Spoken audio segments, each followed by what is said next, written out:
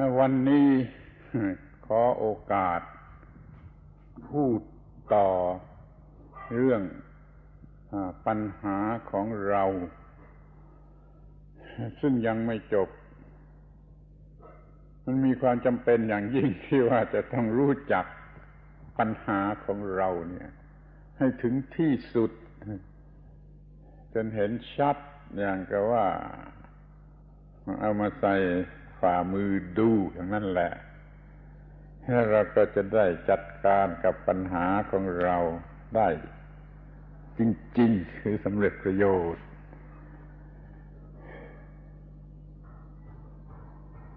Today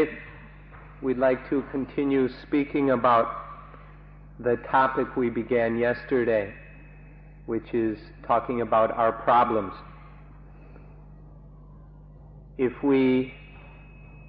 understand our problems clearly and completely,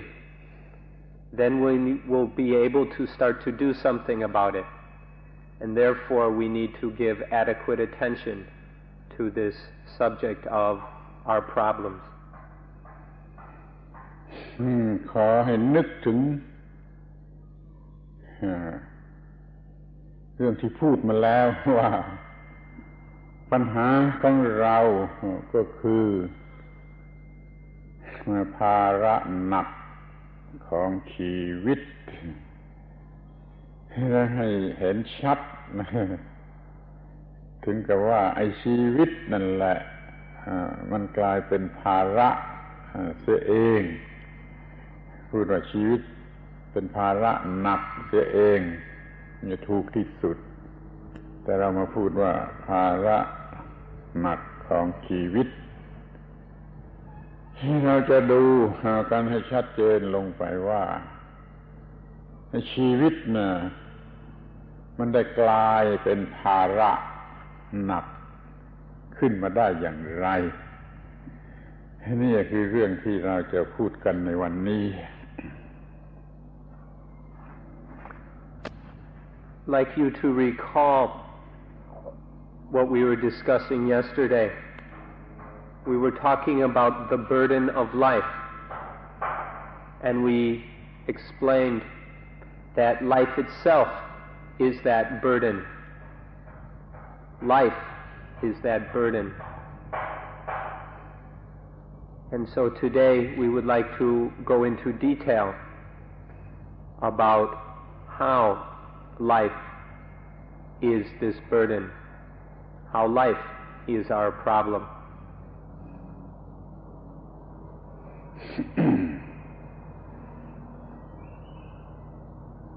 ชีวิตที่กลายเป็นความทุกข์ขึ้นมานั่นเราจะต้องรู้ว่าชีวิตนั่นคืออะไร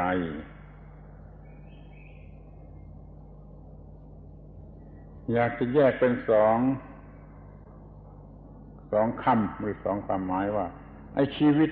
ล้วนๆน่ะอย่างหนึ่ง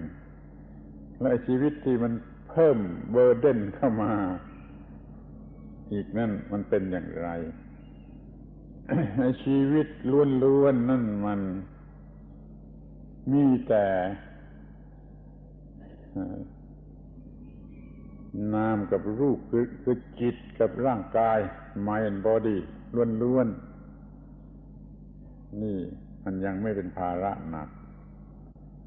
แต่พอไอ้จิตนั่นน่ะมันมีความคิดเป็นตัวตนขึ้นมามันก็มีสิ่งที่เรียกกันว่าตัวตนหรือโซลเพิ่มเข้ามามันก็กลายเป็นสามอย่างคือจิตอย่างหนึ่งร่างกายอย่างหนึ่งแล้วโซลอีกอย่างหนึ่งไอ้โซลหรือวิญญาณหรือตัวตนที่เพิ่มเข้ามานี่เป็นตัวหนักคือจิตมันคิดว่ามีโซลแล้วก็มีตัวเองนั่นแหละมีจิตเองนั่นแหละเป็นตัวตนเป็นโซลมันก็มีตัวตนเพิ่มเข้ามาอีกส่วนหนึ่งส่วนนี้เป็นส่วนที่ทำให้เกิดการนับเพราะมีตัวตนแล้วมันต้องเห็นแก่ตน มันต้องมีปัญหาภาระเกี่ยวกับตนขึ้นมาเลยเป็นของหนักชีวิตล้วนๆประกอบด้วยของเพียงสองส่วนคือจิตกับกายทีนี้ชีวิตที่เพิ่มอวิชชาตัวตนของอวิชชาเข้ามามันมีเป็นสามมีจิตมีกายแล้วก็มีไอ้ที่เรียกว่าตัวตนนั่นนะซึ่งภาษาอังกฤษจะเรียกว่าโซลหรืออะไรก็แล้วแต่มันมีเป็นสามขึ้นมาอันที่สามนี่แหละคือมาตัวปัญหาถ้าเรารู้จักไอ้สิ่งนี้ในฐานะเป็นตัวปัญหาเราก็จะรู้ต่อไปว่ามันเกิดขึ้นมาได้อย่างไร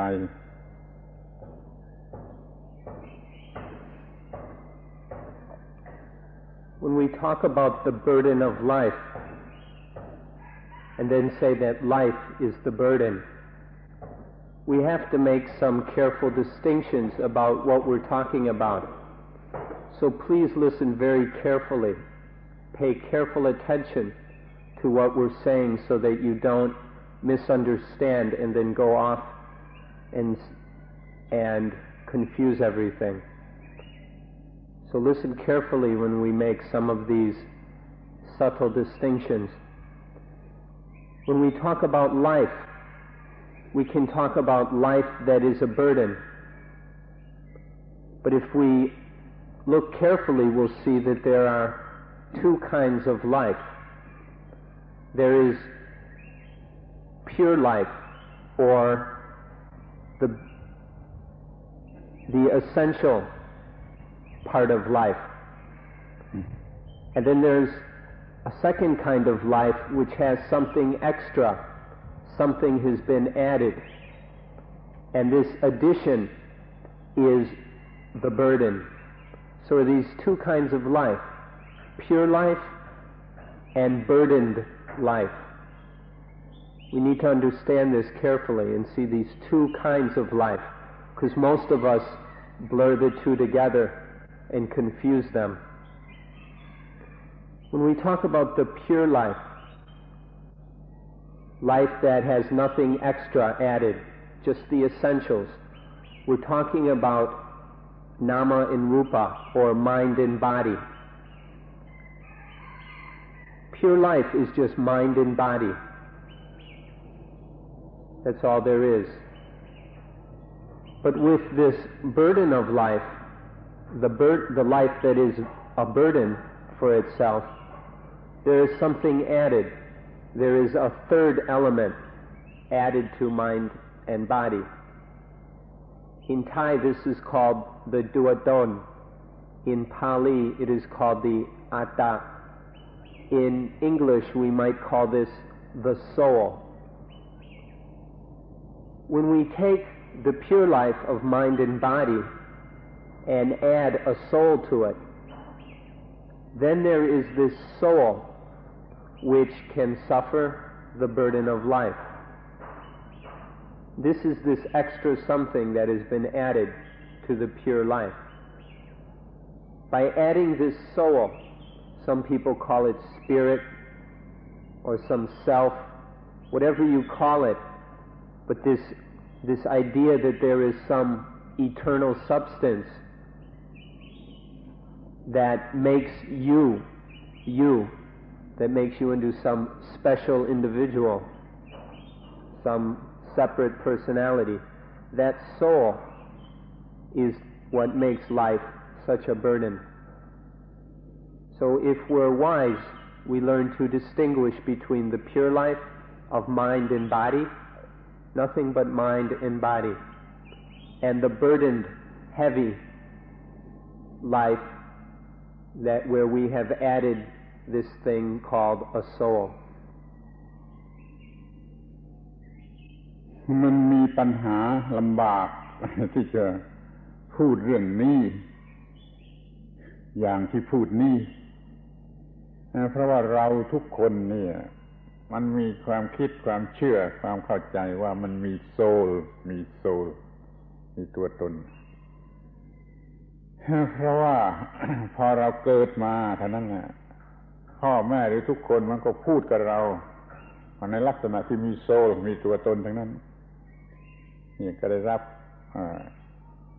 คำสั่งสอนจนมีความเชื่อว่ามีโซล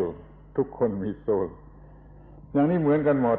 ทั้งฝ่ายตะวันตกฝ่ายตะวันออกอินเดียไทยจีนอะไรก็ตามมันมีสิ่งที่เรียกว่าโซลกันมาตั้งแต่เล็กๆนี่ได้รับคำสั่งสอนอย่างนี้มันเลยมีโซลเป็นของที่ธรรมดาเลยมีมาแต่แรกเลยเข้าใจว่ามีมาแต่แรกเลยที่จริงไอ้สิ่งที่เรียกว่าโซลนี่เป็นของใหม่เป็นของมาใหม่เมื่อได้รับคำสั่งสอนให้เชื่อเช่นนั้นนั่นเราจึงพูดถึงโซลกันทั้งนั้นแม้ในภาษาไทยนี่ก็มีพูดอย่างอินเดียพูดรับวัฒนธรรมอินเดียมาก็มีโซลชาติไหนภาษาไหนเมืองไหนก็จะมีโซลเพราะมันสอนกันอย่างนั้นเป็นของประหลาดอย่างหนึ่งทั้งโลกที่นี่เราก็ยังดูได้ต่อไปอีกว่าไอ้ความคิดอันนี้นะมันเกิดได้เองมัน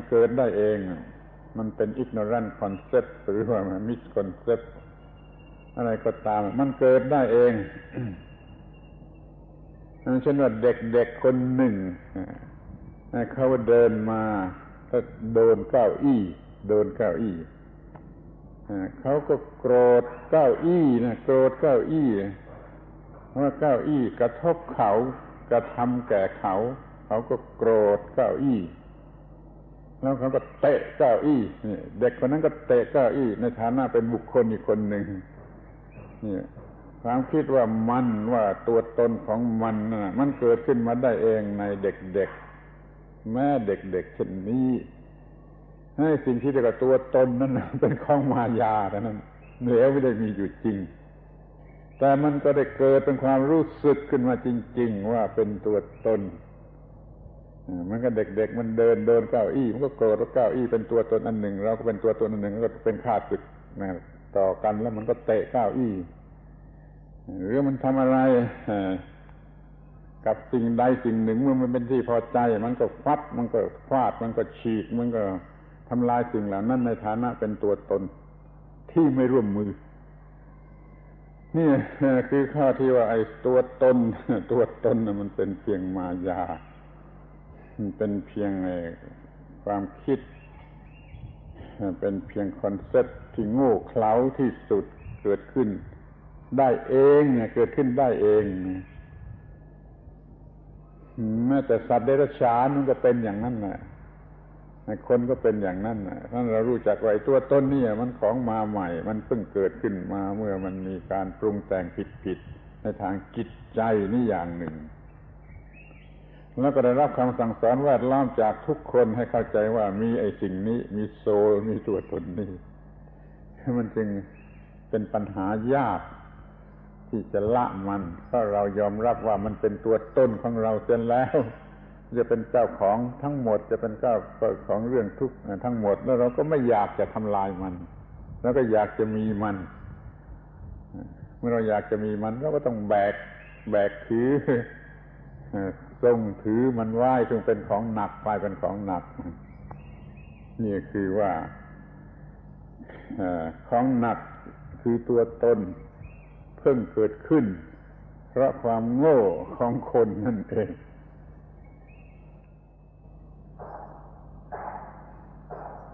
Now, when we talk about this extra thing, the soul, this can be quite a problem for many of us. In fact, often when we say that there is no soul, many people get worried or angry. Their attachment and identification to this idea of a soul is so strong that they actually get hostile and aggressive towards us if we begin to say there's no such thing. So we need to explain this a bit so you won't get mad at us. The idea of a soul is common to all of us. So this is why we have such difficulties understanding what we're talking about when we say there is no such thing as a soul. Whether we come from the east or the west, everybody has some kind of ideas and belief in a soul. Every one of us, absolutely. It's a fundamental illusion that arises in all human minds. This illusion of a soul is a burden for each and every one of us, whether we're from the West or the East. The Indians, Thais, Chinese, everybody is walking around with this idea of a soul, or a self, or an Atman, or whatever we want to call it. So we have to look at this and see if there really is such a thing. An example of what happens with this idea of a soul, or how it works, is, for instance, a child is walking somewhere and it bumps into a chair. We've probably all done this ourselves. The child bumps into a chair, and all of a sudden it gets angry at the chair. Maybe the child's leg hurts or something, and it's angry at the chair for making his leg hurt. And so the kid kicks the chair. He maybe kicks it really hard because he's really angry at this chair. What has happened is the child has turned the chair into a little soul. It has identified this chair as an individual thing and given it a personality. And since the chair has aggressively attacked the child strikes back in anger. And so we see this silly incident of a child kicking a chair with anger. And this kind of thing happens all the time. This is the result of not understanding the way things are. The child is ignorant about the reality of a chair. A chair has no personality. And so it's absolutely ridiculous to get angry at a chair or at any inanimate object. But because of ignorance and not knowing, not understanding, this illusion of a self, of a soul, arises,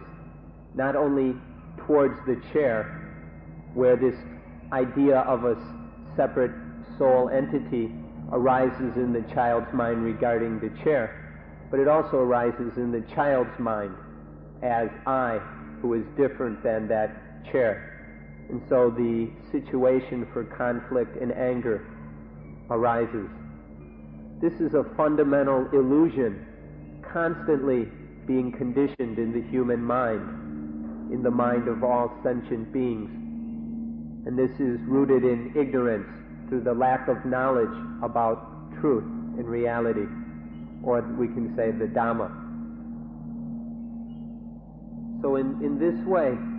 this illusion, this idea of a self, is constantly arising in the mind. This idea or feeling that there is a self is real. The feeling itself really happens. We experience it constantly. As you listen, you're probably turning me into a soul and you, the listener, into another soul. This idea is constantly arising. This illusion is real, but there's no reality behind the illusion. The idea that there is a self happens, but there is no soul. It's just an illusion. And so we're working with all these illusions, imparting this soulness, this individuality, personality to things all the time. We're constantly doing this because of our lack of understanding. This ignorance genuinely arises, but what we think exists, i.e. a soul, doesn't. Because this fundamental illusion is so popular in the minds of sentient beings, it makes it very, very difficult for us to understand what is said when we talk about this subject. So please don't get angry or frustrated or nervous or worried about this thing. Just listen and try and understand what is being said. Put your soul aside for a moment and think things through clearly.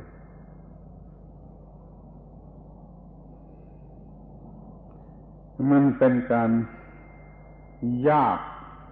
ที่จะเพิกถอนในความรู้สึกว่ามีโซลนะความรู้สึกว่ามีโซลแล้วมันฝังลึกเหนียวแน่นลึกที่สุดลงไปในจิตใจยากที่จะถอนเพราะเหตุสองอย่างที่กล่าวมาแล้วว่ามันเกิดได้เองความรู้สึกว่าโซลเกิดได้เองอย่างเรื่องเด็กเตะเก้าอี้เนี่ยมันเป็นเกิดได้เองตามอำนาจของ instinct นี่อย่างหนึ่งแล้วที่พอเราเกิดมาทุกคนก็สอนและแวดล้อมหรือทำให้เราเข้าใจว่ามีโซลถ้าท่านเป็นคริสเตียนท่านก็จะได้รับคำสั่งสอนว่าปฏิบัติดีถูกต้องตามแบบของคริสตธรรมพอตายแล้วโซลของท่านก็จะไปอยู่กับพระเป็นเจ้าโซลของท่านจะไปอยู่กับพระเป็นเจ้ามันก็เป็นตัวท่านเป็นตัวตนของท่านมันถูกสอนให้มีโซลอย่างนี้ด้วยแล้วโซลนี่มันก็เกิดได้เองด้วยมันยิ่งเหนียวแน่นฝังลงไปในจิตยากที่จะถอนได้แล้วท่านทั้งหลายก็อาจจะไม่เชื่อว่ามันจะถอนได้ถ้าอาตมาจะบอกว่าถอนได้ท่านบางคนก็อาจจะคิดว่ามันบ้าแล้วมันเอาเรื่องไม่จริงมาพูดแล้วก็ได้แต่ถ้าคิดอย่างนี้ก็คอยรอไว้ก่อนคอยฟังต่อไปก่อน Now this soul, this idea or illusion of a soul is something that's buried really deep in the mind. It's really stuck in there and mired in strongly. It's very, very difficult to pull this illusion out. It's very, very hard to uproot it for two reasons. The first reason we touched upon is that this idea of a self or soul arises by itself. It's kind of an instinctual way of looking at things that arises in the minds of all sentient beings, as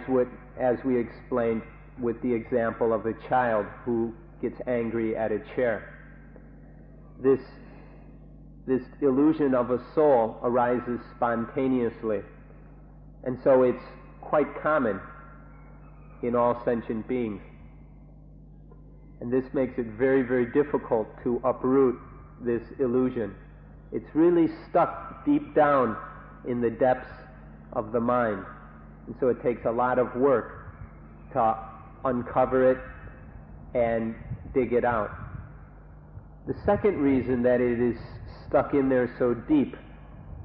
and is so hard to uproot is that all our lives this illusion has been supported and nurtured and encouraged. Even when you were all small babies, as you learned to relate to the world around you, and as you were taught things by your parents and brothers and sisters, you were taught that this is me, this is you, this is mine, this is ours. You were taught to attach to things and identify with things as I and mine, and as separate entities from the very beginning. This idea of individuality and separateness and attachment and soul was imparted from your youngest days. And so on top of this instinctual tendency for this illusion, it is also trained into us by the people who love us the most. And then most of us who come from the West have grown up in a Christian culture. And in this Christian background, this illusion of a soul is pounded in even more deeply, more tightly. We're taught constantly about the importance of not doing bad, otherwise we'll go to hell,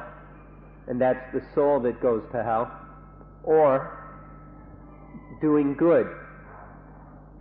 fulfilling certain models and forms of behavior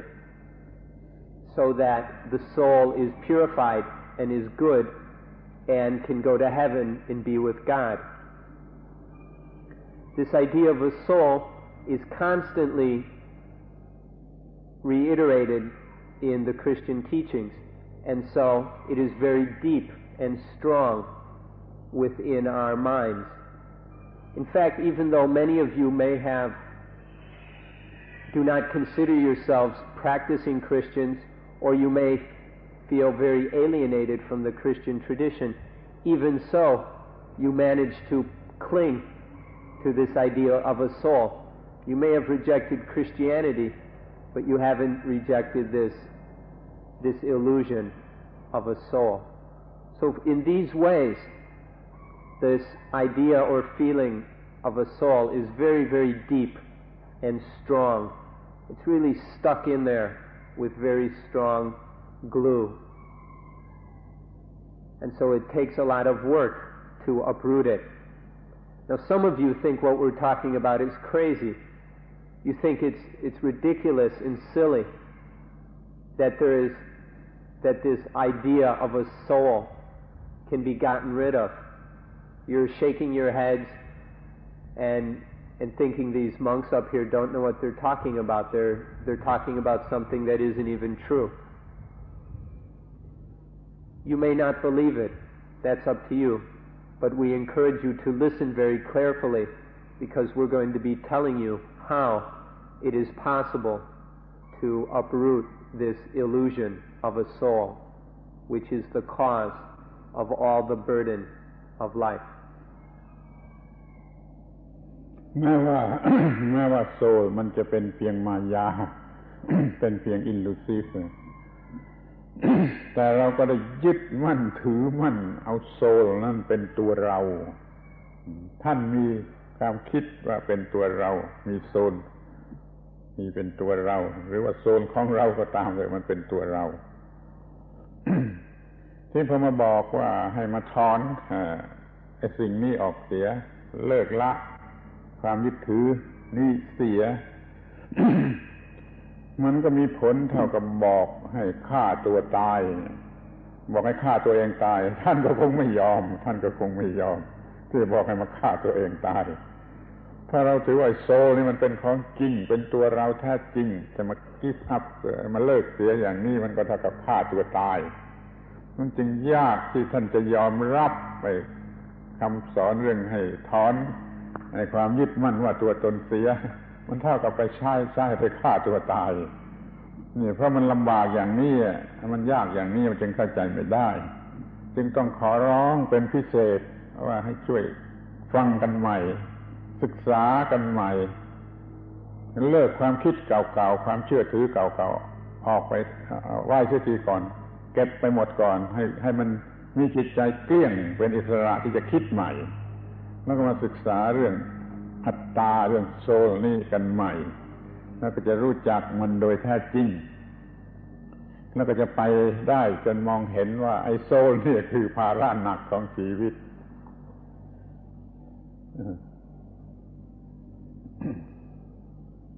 Even though this idea of a soul may be an illusion, we nonetheless grasp onto it and clutch at it very strongly and very tightly. We're all afraid to let go of it. So that when we talk about uprooting and getting rid of this illusion, to most of you that sounds like killing yourselves. You think what we're saying is to kill yourselves, to commit suicide. Your attachment to this illusion is so strong that you interpret what we're saying to mean killing oneself. This shows how big a problem this is and how great your confusion is. And therefore we have to really look at this carefully. So what we'd encourage you to do is take a fresh look at this issue. Instead of bringing forth all the opinions and prejudices and ideas which you have about a soul, a spirit, a self, all these concepts you have about I, the big I, the little I, the big self, the little self, whatever. All these ideas, put them aside for a while if you can. Instead of confusing this issue with all these old ideas and opinions, let's start over again and take a fresh look at the soul. Let's come at it as if we are brand new, with clean, clear minds that are not clouded up with all the old baggage, with all the old conditioning. Let's look at the soul freshly and see what really is there. What's this soul? What's this illusion really about? So don't get nervous or afraid, and don't be judging everything that is being said. Instead, approach it with a brand new mind, so that you can maybe see the truth that is being discussed. ขอให้มองเห็นว่าเราไม่ได้มาชักชวนให้ฆ่าตัวตายคือไม่ได้ทำลายชีวิตแต่ว่าให้เปลื้องชีวิตออกมาเสียจากปัญหาคือความทุกข์ไม่ใช่ทำลายชีวิตทำลายโซลแล้วมันเป็นของที่ไม่มีอยู่จริงเป็นของใหม่ที่เกิดเข้ามาทำให้ไม่รู้จริงทำให้เคล้าทำให้โง่ทำให้ว่ามีโซลเราจะเลิกความคิดอันนี้เสียก็หมายความจะเปลื้องชีวิตออกมาเสียจากปัญหาหรือจากความทุกข์ไม่ใช่ทำลายชีวิตไม่ใช่ฆ่าตัวตายแต่ว่าจะได้พบตัวใหม่ที่ว่ามันเป็นตัวจริงๆคือเป็นชีวิตที่แท้จริงชีวิตล้วนๆและมีความสงบสุขนั้นขออย่าได้ฟังเป็นเรื่องฆ่าตัวตายแต่เป็นเรื่องเปลื้องชีวิตออกมาเสียจากปัญหาอีกที The reason we insist on you listening carefully is because many people walk away with a confused understanding. For instance, don't think that what we're saying is you have to kill yourself or commit suicide. If you understand our words in that way, you're not listening. We're not saying to kill yourself or destroy your life. We're not saying that life must be done away with. What we're talking about is freeing life of this illusion of soul. This illusion of soul is something that the soul itself doesn't even exist. That's why we say it's an illusion, a delusion, misunderstanding. We want to free life of this because this is the burden of life. This illusion is something extra. It doesn't even exist. And so to kill this illusion doesn't damage life one bit. In fact, it frees life of dukkha. This is the way to solve all our problems. This is the way to deal with all the frustration, pain, misery, disappointment, sadness, worry, and fear that interferes with life. Pure life is just mind and body. There is no soul. So what we're talking about is not killing yourself, but freeing life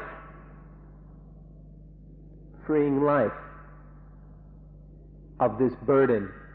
of the illusion of a soul. So please listen carefully and don't go away with the idea that we're telling you to kill yourself. That would be silly. ทีนี้เราก็จะได้ศึกษากันมาตามลำดับตั้งแต่ต้นที่สุด ที่ว่าจิตไม่มีความคิดว่าโซลแล้วมันมีความคิดว่าโซลขึ้นมาได้อย่างไรขอให้สนใจศึกษาเถอะมันเป็นเรื่องที่สำคัญ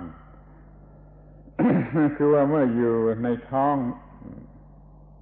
ไอ้ที่ยังอยู่ในท้องยังไม่คลอดออกมาน่ะเด็กเนี่ยพิตาเสือเรียกมันยังไม่คลอดออกมามันไม่มีความคิดไม่มีไอเดียไม่มีอะไรมันก็ไม่มีปัญหาเรื่องโซลเด็กอยู่ในท้องยังไม่มีปัญหาเรื่องโซลเพราะไม่มีความคิดแต่คิดไม่ได้แต่ก็ไม่อาจจะคิดทีนี้พอเด็กเขาคลอดออกมาแล้วไอ้เซนส์ต่างๆเซนส์ออร์แกนต่างๆมันก็ทำหน้าที่ว่าอย่างน้อยมันก็กินนมของแม่ให้มันก็รู้สึกว่าอร่อยและถูกใจหรือสบายอร่อยถูกใจสบายนั่นแหละมันมีความคิดเป็นเวทนาสิ่งที่เราพูดกันเมื่อวานอย่างยิ่งเวทนามันได้เกิดขึ้นแก่ไอ้ทารกนั้นแล้วมันเป็นความรู้สึกอร่อยด้วยน้ำนมพอใจอย่างยิ่งและเวทนามันก็ปรุงแต่งความคิดว่าฉันอร่อยคำว่าฉันอร่อยเนี่ยมันเพิ่งรู้สึกทีหลังเวทนาต้องมีเวทนาจิตมีเวทนาแล้วนี่เรียกว่ามันมีลำดับที่แปลกตัวฉันมันมาทีหลังไอ้ของฉันอร่อยนี่มันมาจากความรู้สึกที่อร่อยจิตรู้สึกอร่อยแล้วมันจึงเกิดความรู้สึกว่าฉันอร่อยเนี่ยฉันนี่คือโซลในจุดตั้งต้นแรกตั้งต้นที่สุดว่ามีฉันที่เด็กเขาก็ทำอะไรต่างๆมากขึ้นจนมันโตแล้วมันกินบ้างมันเล่นบ้างมันทำนั่นบ้างมันทำนี่บ้างมันก็มีเวทนามากขึ้นแต่ว่าเวทนาทุกชนิดจะทำให้เกิดความรู้สึกว่าฉันเป็นผู้ทำฉันเป็นเจ้าของไอ้ความคิดว่าโซลนี่มันก็มากขึ้นมีตัวฉันมากขึ้นมีตัวฉันเข้มข้นขึ้นก็เลยสร้างเป็นความเห็นทิฏฐิขึ้นมาวิวทิฏฐิได้เกิดขึ้นเต็มที่ว่ามีตัวฉันเด็กๆไม่ต้องมีใครมาสอนธรรมชาติมันก็สอนจนมีความคิดมีวิวมีทิฏฐิว่าตัวฉันเขาก็มีทิฏฐิว่าตัวฉันเนี่ยมีโซลเป็นตัวฉันแล้วก็มีทิฏฐิความคิดความเห็นอะไรเป็นของฉันอย่างมั่นคงประจำอยู่ในจิตใจอย่างนี้แปลว่าเด็กของเราก็มีโซลในความคิดของเขาเต็มที่แล้วก็เขามีความคิดความเชื่ออย่างนั้นอย่างเต็มที่ฉะนั้นเด็กก็มีโซลขึ้นมาโดยสมบูรณ์จะเป็นอายุสัก2 ปี 3 ปีก็ได้มีความคิดเป็นตัวตนขึ้นมาแล้วอย่างสมบูรณ์นี่คือปัญหาตั้งต้นจุดตั้งต้นของปัญหาเรื่องที่ว่ามีโซลมีอัตตามีวิญญาณมีอาตมัน Now we'd like to look at the problem of how does this illusion of a soul arise in the mind that has no soul. How does this illusion first arise? The fetus in its mother's womb, before birth, that fetus has no conception or ideas about a soul. But then there is birth. The fetus is born as a child. And then that child its sense organs will begin to function. We mentioned yesterday the ayatana, the sense organs, eyes, ears, nose, tongue, body, and mind begin to function. And as these sense organs begin to gather stimuli from the child's environment, then the child begins to interact with that environment. For sure, there is at least something happening, like the child drinks some milk from its mother's breast, and there is this taste experience. The mouth of the infant tastes the milk, and it likes it. The milk is pleasing, satisfying, enticing. And this gives rise to the Vedana that we spoke about so much yesterday. The infant, this pleasant, this good tasting milk, the milk tastes good. It satisfies the infant's hunger. That's an experience. And then the mind of the infant is drawn towards that taste in a positive way, and this is the pleasant feeling, the pleasant Vedana that causes so much trouble. So as the infant is pleased with this milk, satisfied by it, it likes it, there then begins to arise in the mind of the infant the idea or feeling. It may not be an intellectual idea, but some kind of feeling of an I. The I that is pleased, the I that is satisfied, the I that likes. I like, I am pleased, I am satisfied. This I arises in the infant. Because of this I, then, as it happens over and over again with all sorts of different experience, as it's nurtured and supported by the child's parents and by the other beings around it, this idea is supported and grows into the idea of a soul. At first, this idea of an I just arises and passes away with these different feelings, with the attachment to these feelings. But as this happens over and over again, it becomes a habitual way of relating to life. And so the I no longer is something temporary, but it grows into what we call a titi, or a view. When we use this word view, we don't mean a flexibly, loosely held opinion. We're talking about a deep-rooted bias and prejudice of the mind that is very stubborn, very narrow-minded. The mind is unwilling to look at this view with any objectivity.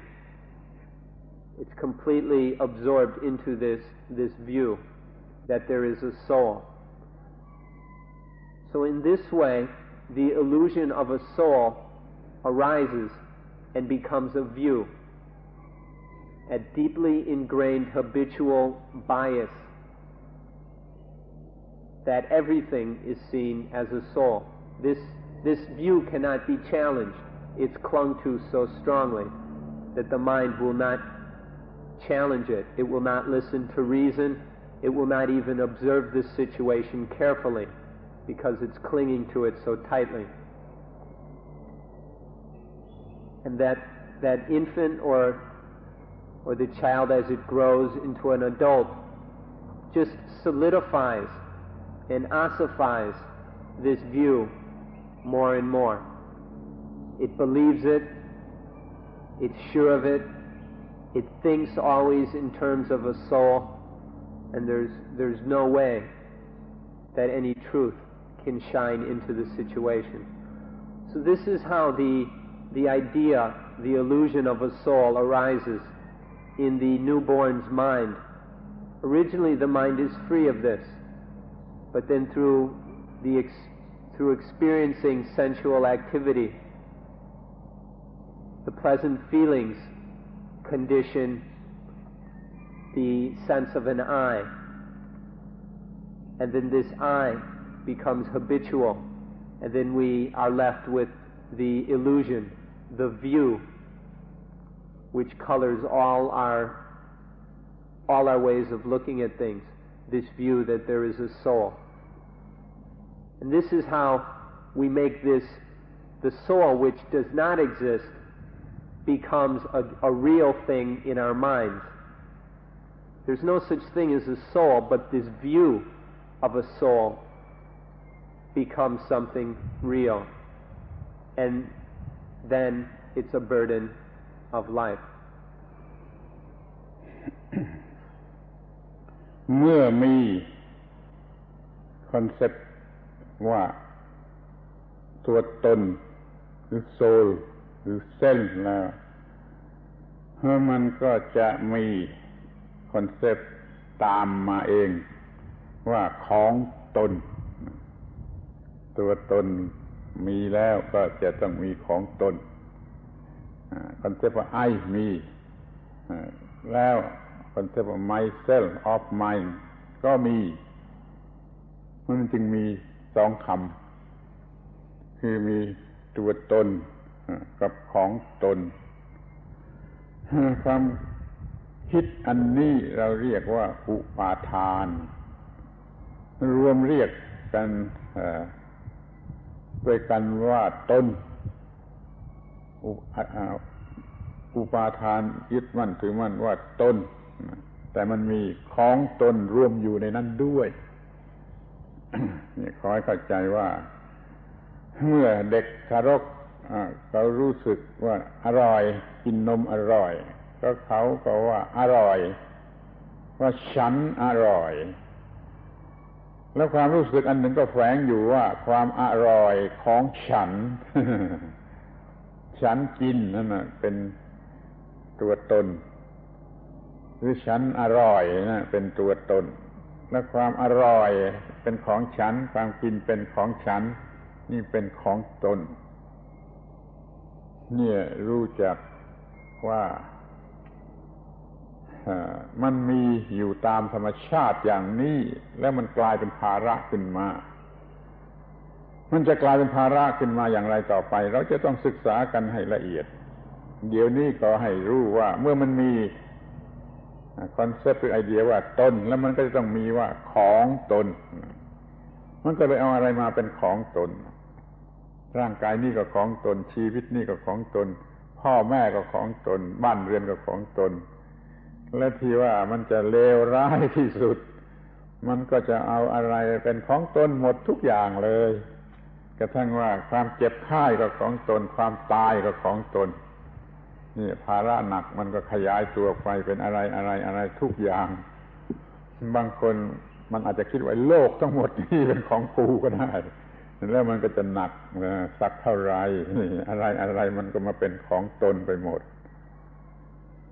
เนี่ยภาระหนักมันเริ่มขยายตัวออกไปอย่างนี้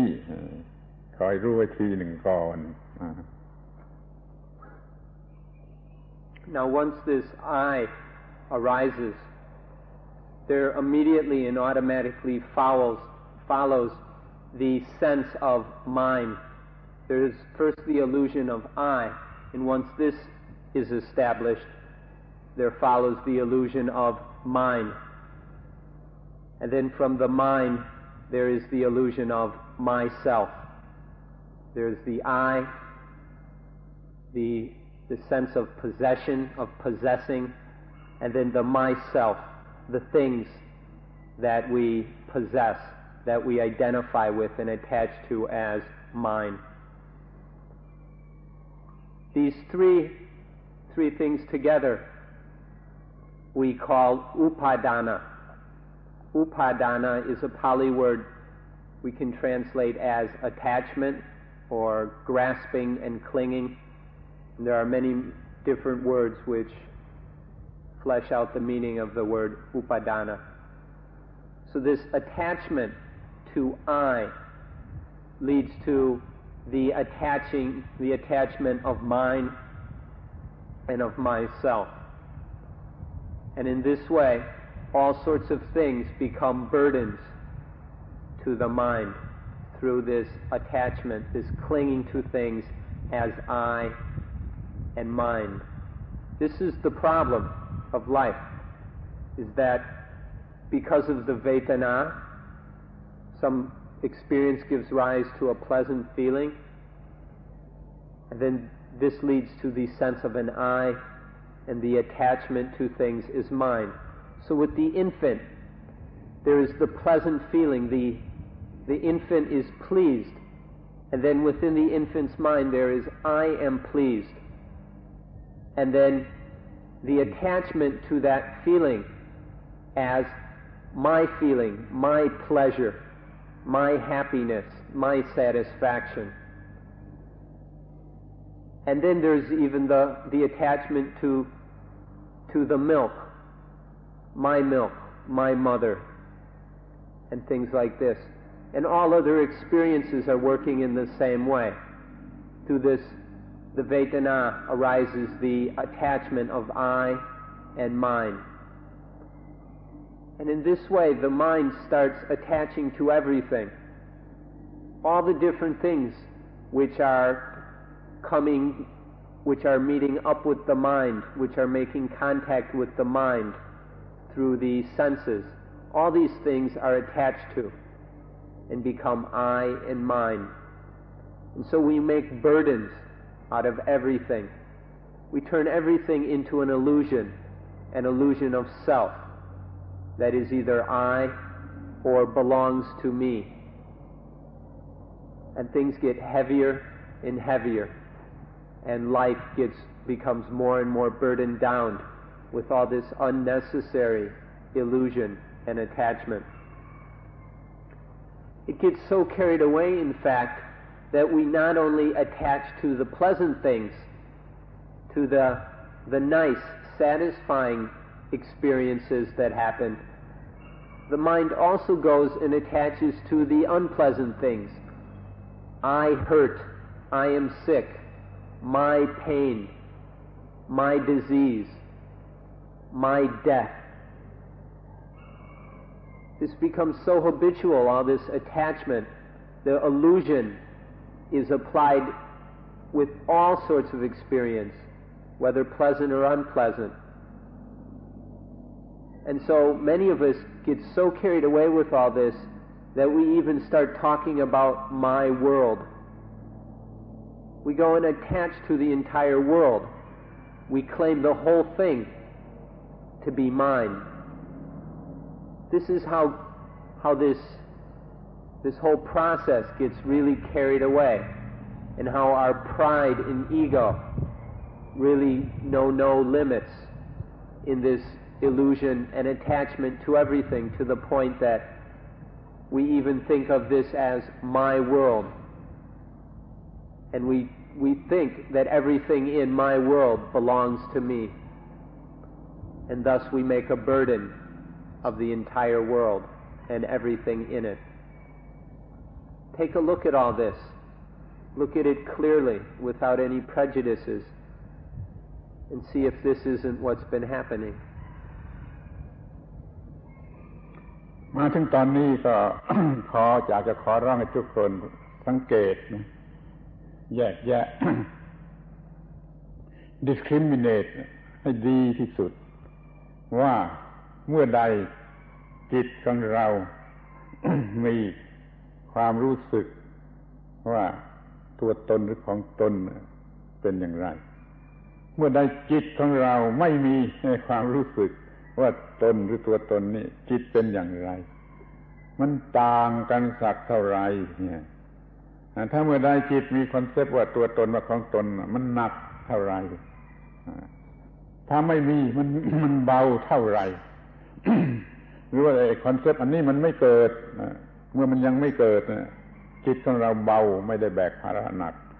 เพราะมันมีคอนเซปต์ว่าเราว่าตัวเราว่าของเราเกิดมันก็มีความรู้สึกหนักเนี่ยจับไอ้ความหนักอย่างนี้หนักแห่งตัวตนให้ได้เสียก่อนยังมาที่สวนโมกเนี่ยโอกาสที่จะเกิดความคิดว่าตัวตนของตนมันน้อยเพราะมันรู้สึกว่าไม่มีอะไรเป็นของเราไม่มีอะไรที่เราต้องรับผิดชอบไม่มีอะไรฉะนั้น มันก็สบายพอเพียงแต่เข้ามาในสวนโมกมันก็สบายแล้วเพราะมันไม่เกิดความรู้สึกว่าตัวตนของตนไปที่ไหนเมื่อไรไปมีความรู้สึกว่าตัวตนของตนมันก็หนักอีกแหละนี่รู้จักเปรียบเทียบ discriminate เนี่ยระหว่างมีตัวตนกับไม่มีตัวตนเนี่ยให้เข้าใจเรื่องนี้เถิดแล้วก็จะเข้าใจว่าไอ้ภาระหนักแห่งชีวิตนั่นมันเริ่มตั้งต้นเมื่อไรตั้งต้นขึ้นมาอย่างไรแล้วก็จะรู้วิธีโยนทิ้งไปต่อไปอีก So we've been talking about how this illusion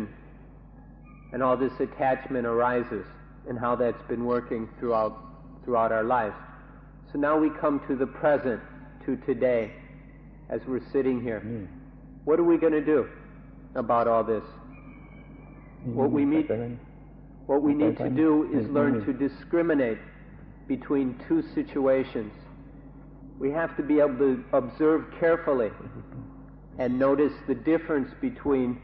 when the idea, when this illusion of an I, of a self, of a soul, arises in the mind, and the situation when there is no such illusion, when the mind is free of the soul illusion.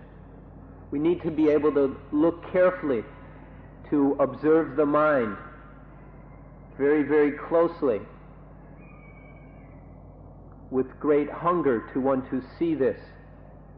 until we can discriminate between the two conditions. The condition of when the mind is burdened with this illusion and when the mind is free of this illusion. This must be discriminated. When we begin to see this, that there are these two different conditions in the mind, we'll see that the condition of the illusion of soul is very, very heavy. And then you'll understand what we're talking about when we say the burden of life. And you'll see that the absence of this illusion leaves the mind very light. When there's the illusion of a soul, the mind is heavy. When this illusion is gone, the mind is light. This is a very, very sharp difference, which you should be able to discriminate if you observe the mind carefully. Then you'll know the big difference between life that is pure and life that is burdened. The life that is pure and free because this illusion of a soul is not there anymore. Once we begin to be able to discriminate these two conditions, then we'll be able to watch and see how it is that this illusion arises. It's always coming and going. In the sentient being's mind, this illusion comes and goes. And so we can be able to begin to see how this happens. We can observe it carefully if we really want to know how it is that this works. Then we can see and understand how this illusion arises. See where the soul comes from. You can see it. You don't have to believe what we're telling you. You can see it for yourself. And then once you understand where this illusion comes from and how it is that it arises, then you'll be able to know what to do about it. Then you'll see what must be done, how you must practice in order to eliminate, to pull out and uproot this illusion. So what we need to do is we have to begin by observing very, very carefully with very strong motivation. You have to really want to see this because it's subtle. And if you don't look carefully, you'll miss it all as you've been missing it all your lives. So we need to begin by looking very carefully so that we are able to discriminate between these two states. When the mind is burdened by the illusion of a soul, and when the mind is light and free, at ease, peaceful and clear, because there is no illusion of a self or a soul. เดี๋ยวนี้เราก็ได้พบ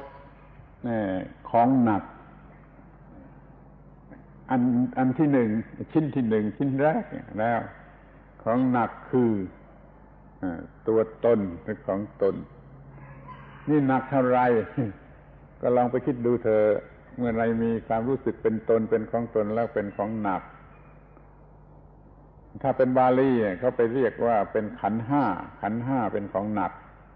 ซึ่งเราจะต้องพูดกันมากเรื่องขันธ์ห้านี่พูดทีหลังนี่เราพบของหนักอันที่หนึ่งคือตัวตนเส้นทีนี้เส้นเนี่ยมันก็ให้เกิดของหนักอันที่สองคือ selfish หรือ selfishness ท่านรู้จักแยก self ว่าต่างกับ selfishness อย่างไรแม้มันจะต่างกันอย่างไรมันก็ยังอยู่ด้วยกันยังติดอยู่ด้วยกันถ้ามันมี self แล้วมันก็มี selfishness นี่ของหนักอันที่สองมันก็เห็นแก่ตนมันต้องการจะได้มาเพื่อตนจะให้ได้เปรียบให้ได้เจริญให้ได้กำไรให้ได้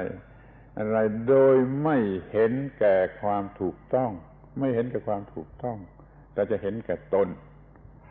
ถ้าเห็นแก่ตนเสร็จแล้วจะไม่เห็นแก่ผู้อื่นจะไม่เห็นแก่ความถูกต้องมีความเห็นแก่ตนเนี่ยมันก็มากเข้าเป็นภาระหนักอีกความหมายหนึ่งมันทำให้เกิดความรักความโกรธความเกลียดความกลัวความวิตกกังวลอาลัยอาวรณ์อิจฉาริษยาหวงหึงเนี่ยมันมาจาก selfishness self ให้เกิด selfishness ที่หนักที่สุดเลยเพียงแต่เราอยู่เฉยๆเราก็กลัวซะแล้วว่าอะไรจะสูญจะหายกลัวจะตายกลัวจะสูญเสียบุคคลสิ่งของอันเป็นที่รักมีความวิตกกังวลมีความกลัวเพราะเห็นแก่ตัวอยู่คนเดียวก็หนักแล้วทีนี้มันก็ไปทำหนักแก่ผู้อื่นคือมันไปเบียดเบียนผู้อื่นมันไปเอาเปรียบผู้อื่นมันไปหลอกลวงผู้อื่นมันก็เป็นหนักแก่ผู้อื่นอีกส่วนหนึ่งอีกความเห็นแก่ตัวนี่ ทำให้หนักทั้งสองฝ่ายเลยเนี่ยของหนักอันที่สองคือ selfishness ของหนักอันที่หนึ่งคือ self ล้วนแต่อาศัยอยู่ที่สิ่งที่เรียกว่า soul ทั้งนั้นเลย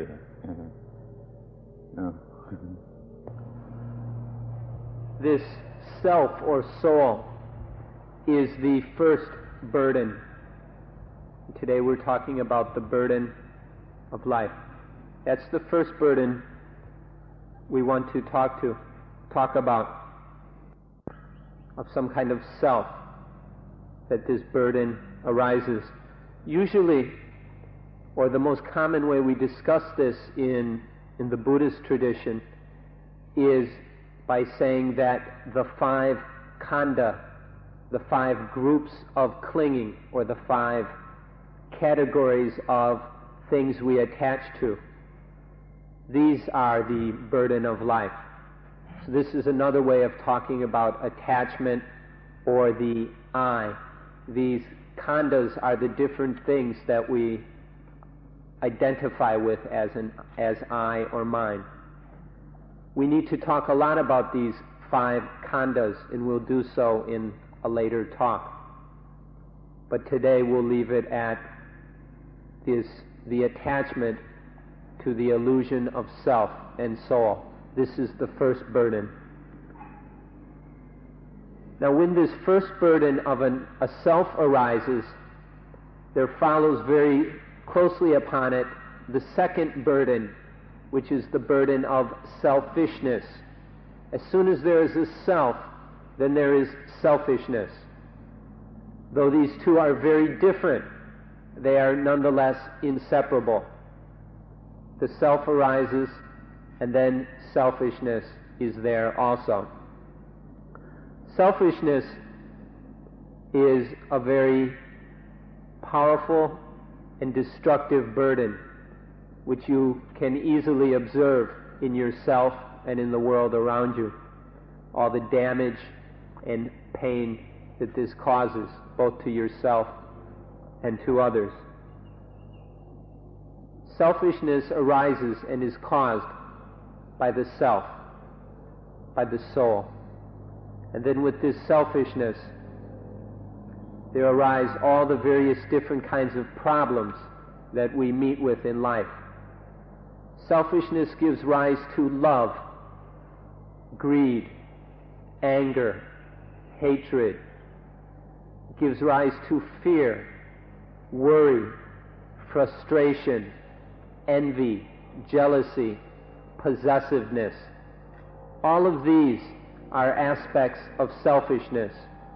Love through fear and worry are just different aspects of selfishness. These are the second burden of life. All this selfishness is such a powerfully destructive burden upon the mind. It really weighs the mind down, which you can easily verify from your own experience. Maybe when you come to Suan Mok, where you don't have much attachment to anything, this idea of a self isn't arising very much, and so you're not very selfish here. Your selfishness doesn't happen so often here at Suan Mok because of the nature of the place. It's very hard to be selfish about trees and rocks and puddles and mud. And so maybe while you're here, this burden of a self and of selfishness doesn't happen so much. But once you leave and go back to places where you have lots of attachments, where you go, or if you're the people who sneak out to the coffee shop for a cigarette or a cup of coffee every day, then you're going back into your attachments and you're getting caught up again in that burden of self. Or when you go back to whatever situations you're in where there are responsibilities and attachments, where there are all kinds of things that are I and mine, then you are under the weight of these burdens. The first burden, the burden of the soul, and then this second, very destructive burden of selfishness. And so, just because these things aren't so heavy on the mind while you're here at Suan Mok, don't ignore what we're talking about, because these things are real. And we can, just by paying attention, if we get outside our little worlds and start to observe what's really happening around us and also within us, if we get out of our clouds and daydreams and really observe, then we'll see all this selfishness and all the destructive harm and pain that selfishness causes both oneself and others. All this love, hatred, greed, jealousy, fear, worry. You can see all the damage it does to oneself and others. So this is the second burden, the burden of selfishness. เดี๋ยวนี้ความเห็นแก่ตัว selfishness เนี่ยกำลังเป็นปัญหาแก่คนทั้งโลกเป็นภาระหนักแก่คนทั้งโลกเพราะว่าความเห็นแก่ตัวเนี่ยทำให้เกิดวิกฤตการณ์ crisis ทุกอย่างเลยมันเกิดมาจากความเห็นแก่ตัวเราจึงเดือดร้อนเพราะความเห็นแก่ตัวเห็นแก่ตัวแล้วก็ต้องทะเลาะกันต้องวิวาทกันต้องทำสงครามกันเดี๋ยวนี้โลกมีสงครามทั่วไปแล้วสงครามยืดเยื้อเพราะความเห็นแก่ตัวเป็นภาระหนักแก่องค์การสหประชาชาติที่จะเพิกถอนในวิกฤตการณ์เหล่านี้มันถอนไม่ได้เพราะว่าทุกคนมันเห็นแก่ตัวเนี่ยความเห็นแก่ตัวเป็นภาระหนักแก่คนทั้งโลกทั้งโลกเดือดร้อนเพราะ selfishness ของคนแต่ละคนในโลกเราจึงรู้จักว่าภาระหนักทั้งโลกมันมาจากความเห็นแก่ตัว ความเห็นแก่ตัวมาจากความยึดถือว่ามีตัวมีตนมีตัวขอให้มองเห็นทีเดียวตลอดเลยว่าภาระหนักหรือปัญหาทั้งโลกมาจากความเห็นแก่ตัวซึ่งมาจากความเข้าใจว่ามีตัวหรือมีโซลของตัว The problem of selfishness is a terrible burden for the entire world. If you really observe what's happening in this world of ours, you'll see that all the problems, all the conflict, all the crises which are so common, that all of these are the result of selfishness. Many of us come to Asia to get away from all the constant sense of crisis and problems that we've met with in the West. But we can't escape that by coming to Asia, because the same problems and crises are here as well, though we may not notice them because we don't speak the language, or the crises come in a different form. But the whole world is under this burden, and this burden, all these crises, all the war, all the competition, exploitation, destruction of the environment, all the pollution, all these terrible problems, the population growth that is still out of hand in much of the world, the way certain countries pile up food while people starve in other countries, you can trace all of these back to selfishness. It doesn't take much thought. Just look at these things without prejudice and a little clearly, and you'll see that all of our problems, all of the war and strife, and this lack of peace is all rooted in selfishness, which in turn comes from the belief that there is a self or a soul. For example, take the UN. The UN is this beautiful dream that the politicians came up with at the end of World War II. Or it was an older idea that began even before World War I. But the United Nations, which has been formed supposedly to create peace in this world, how successful is it? The UN itself is handicapped by this problem of selfishness. The UN is more a forum for the selfishness of individual countries or blocks of countries. They're all grouped in the groups of this, the group of 77, the group of 103, the East Bloc, the West Bloc, the Third World. There are all these little groups banding together and clinging to each other in selfishness. And so the UN is so dominated by selfishness that it is unable to seriously do anything to develop peace. And so the UN is dominated by selfishness, and this is just a symptom of the selfishness that not only dominates the world, but that is deeply rooted in ourselves. Because so long as we cling to this illusion of a self, there will be selfishness. And as long as there is this selfishness in us, we cannot blame anyone else for the selfishness that we see around us, that is causing all the wars, in poverty, in conflict, in destruction that is happening in this world.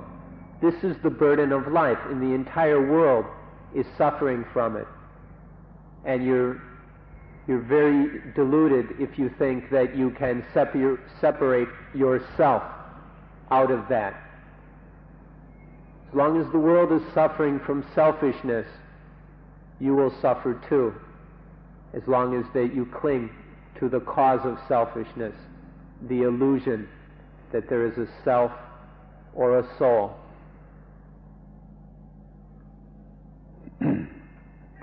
ถึงแม้มันจะเป็นปัญหาของโลกเป็นภาระของโลกทั้งหมดมันก็คือปัญหาของเรามันก็ยังเป็นปัญหาของเราเป็นภาระของเราเพราะว่าเราก็อยู่ในโลกแต่ว่าปัญหาของโลกมันกว้างเกินไปที่จะจัดการเรายังทำไม่ได้ เรามาดูปัญหาของเราคนแต่ละคนโดยเฉพาะกันต่อไปอีกเรื่องของโลกเก็บไว้ดีก่อนมาดูปัญหาของเราแต่ละคนว่ามันเป็นอย่างไรเมื่อเรามีความรู้สึกว่ามีตนนี่ข้อแรกแล้วเราก็มีความรู้สึกเห็นแก่ตนเห็นแก่ตนจำคำนี้ไว้ดีเถอะมันก็มาจากเวทนาที่ต้องการนั่นแหละอะไรก็มาจากปัญหาคือเวทนาต้องการเวทนาที่ต้องการมันก็เห็นแก่ตนเห็นแก่ตนมันก็ทำตามความเห็นแก่ตนนี่จะเกิดกิเลสเมื่อเห็นแก่ตนแล้วมันจะเกิดกิเลสจำคำว่ากิเลสไว้ด้วย มันจะเกิดกิเลสคือความคิดที่เลวร้ายที่เป็นอันตรายแก่ทุกคนกิเลสคำว่ากิเลสแปลว่าของสกปรกของน่าเกลียดที่สุดกิเลสประเภทที่หนึ่งโลภะกิเลสพวกนี้จะเอาเข้ามาโลภะจะเอาเข้ามากิเลสที่สองโทสะนี่จะออกไปจะฆ่าให้ตายจะผลักออกไปกิเลสที่สามชื่อว่าโมหะนี่วิ่งอยู่รอบๆวิ่งอยู่รอบๆไม่ใช่เอาเข้ามาไม่ใช่ผลักออกไปแต่ว่าวิ่งอยู่รอบๆกิเลสมีสามอย่างนี้การรู้สึกด้วยความโง่เขลามันจะเอาเข้ามากิเลสที่หนึ่งเรียกว่าโลภะที่จะเอาไปจะตีให้ตายนี่เรียกว่าโทสะอันหนึ่งไม่รู้จะทำอย่างไรดีแต่มันยังต้องการอยู่มันก็เลยวิ่งอยู่รอบๆวิ่งอยู่รอบๆรู้จักกิเลสได้โดยง่ายโดยตั้งเป็นหลักสามอันนี้ว่าถ้าเอาเข้ามาหรือผลักออกไปหรือวิ่งอยู่รอบๆเป็นความรู้สึกที่ทำให้เป็นภาระหนักแก่จิตใจทรมานจิตใจเผาลนจิตใจทิ่มแทงจิตใจครอบงำจิตใจนี่เรียกว่ากิเลสซึ่งเป็นเหตุให้เกิดการกระทำต่างๆตามกิเลสถ้าเห็นแก่ตัวมันก็ทำเพื่อเห็นแก่ตัวมันก็ทำร้ายผู้อื่นถ้ามันไม่เห็นแก่ตัวมันเห็นแก่ธรรมะมันก็ไม่เป็นกิเลสทีนี้มันเห็นแก่ตัวมันก็เป็นกิเลสถ้าเรารู้จักว่าความเห็นแก่ตัวทำให้เกิดกิเลสนี่คือปัญหาอย่างยิ่งเกิดกิเลสแล้วเป็นปัญหาอย่างยิ่งทีหนึ่งก็เกิดกิเลสด้วยความเห็นแก่ตัว Selfishness is this terrible burden for the world. Because of it, all our activities are done for ourselves. Everything is oriented to ourself, not to what is right, what is correct, what is best. And so this is how selfishness prevents the arising of Dhamma, or doing what is correct, what needs to be done. This is this terrible problem for the entire world. And it's also a problem for us because each of us is in the world. We're part of the world. And so this is our problem as well. However, it is beyond our ability to change or to solve this world problem. It is beyond each of us to destroy all selfishness in the world. So let's bring it back down to ourselves, to our individual problems. We wanted to illustrate the importance of selfishness, and so we talked about it as a world problem. But let's come back to our personal problems of selfishness. Selfishness arises because of the Vedana, as we talked about. There are the Vedana, these feelings towards our sensory experience. We like things, we dislike things, and we're uncertain of other things. And as we mentioned, these Vedana are our masters. We're at their beck and call, doing whatever they tell us to do. We're slaves to the Vedana. With the arising of a Vedana, This conditions what we call the kilesa, which is another good word to remember. Kilesa. K-I-L-E-S-A. In Thai we say gilet or gilesa. You might say kilesa. We can translate this as mental defilement or mental impurity. These are dirty, foul things which besmatter the mind, which pollute the mind. The defilements arise because of selfishness. They arise toward these feelings. There are three basic kinds of defilement that we can talk about, and it'll be obvious how they're related to the three kinds of vedana we mentioned. The first group of kilesa we call lopa, which are the kilesa where there is a trying to get. There's a drawing toward movement of the mind. The mind is trying to acquire, to get, to become things. This is the lopa, often translated greed or lust, category of kilesa. And it's the characteristic of it is a mind that is trying to scoop up everything and get everything it can get its hands on. The second category of kilesa we call tosa. This is the opposite of the lopa group. Tosa is trying to get rid of things, knocking them away, hitting them, kicking them, going so far as to kill the things we don't like. This is translated often anger, aversion, ill will, hatred. This is the tosa group of defilement. The third group is the moha group. This has the characteristic of the mind running round and round in circles around the object. There's neither the trying to accumulate and get, or the trying to get rid of or destroy, but there's the confusion, the delusion of running round and round the thing, the object, because the mind doesn't know what to do, so it just runs round and round in circles. This is what the kilesa do to the mind. There's either this greedy, acquisitive kind of mind that's trying to rake in everything, or this angry, ugly mind that's trying to get rid of things and destroy them. And then the confused mind that is spinning round and round in circles without knowing what it's doing. These are the kilesa, and they arise in response to the vedana. And the kilesa are all rooted in selfishness. If you observe the mind closely enough that you see the kilesa in action, when you really see the defiled mind, then you'll know what a burden these things are, how dirty and ugly they are, what damage they do to the mind. And then you see this, then you'll be seeing what our problems are. These kilesa, the defilements of lopa, lust and greed,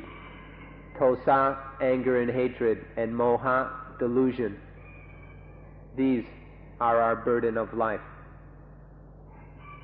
ท่านจะสังเกตเห็นได้เองว่าเมื่อมีกิเลสโลภะโทสะโมหะเกิดอยู่นั่นในใจเรานั่นมันเป็นปัญหาอย่างไรเป็นความหนักอย่างไรเป็นความทุกข์อย่างไรรู้จักกันไว้เสียทีหนึ่งก่อนว่ากิเลสนี่ก็เป็นปัญหาเป็นภาระหนักเป็นความทุกข์ทรมานทีนี้เมื่อมีกิเลสแล้วเราโง่ไปเกิดกิเลสแล้วมันก็ยังมีเรื่องที่สองต่อไปอีกคืออนุสยะภาษาไทยเรียกอนุสัยภาษาบาลีเรียกอนุสยะคือความเคยชินที่จะเกิดกิเลสอีกความเคยชินที่จะเกิดกิเลสซ้ำอีกเนี่ย เรียกว่าอนุสยะเราทำกิเลสมีกิเลสครั้งหนึ่ง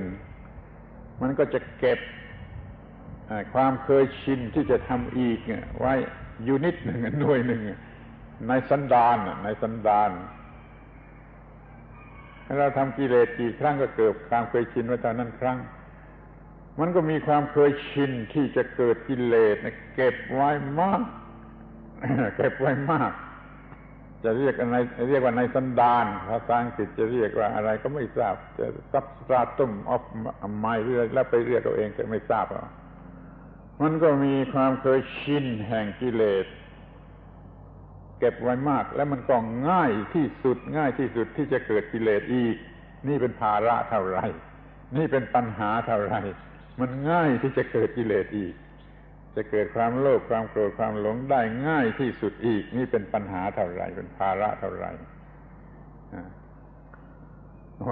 Once the kilesa of lopa, tosa and moha have arisen, they give rise to the next burden.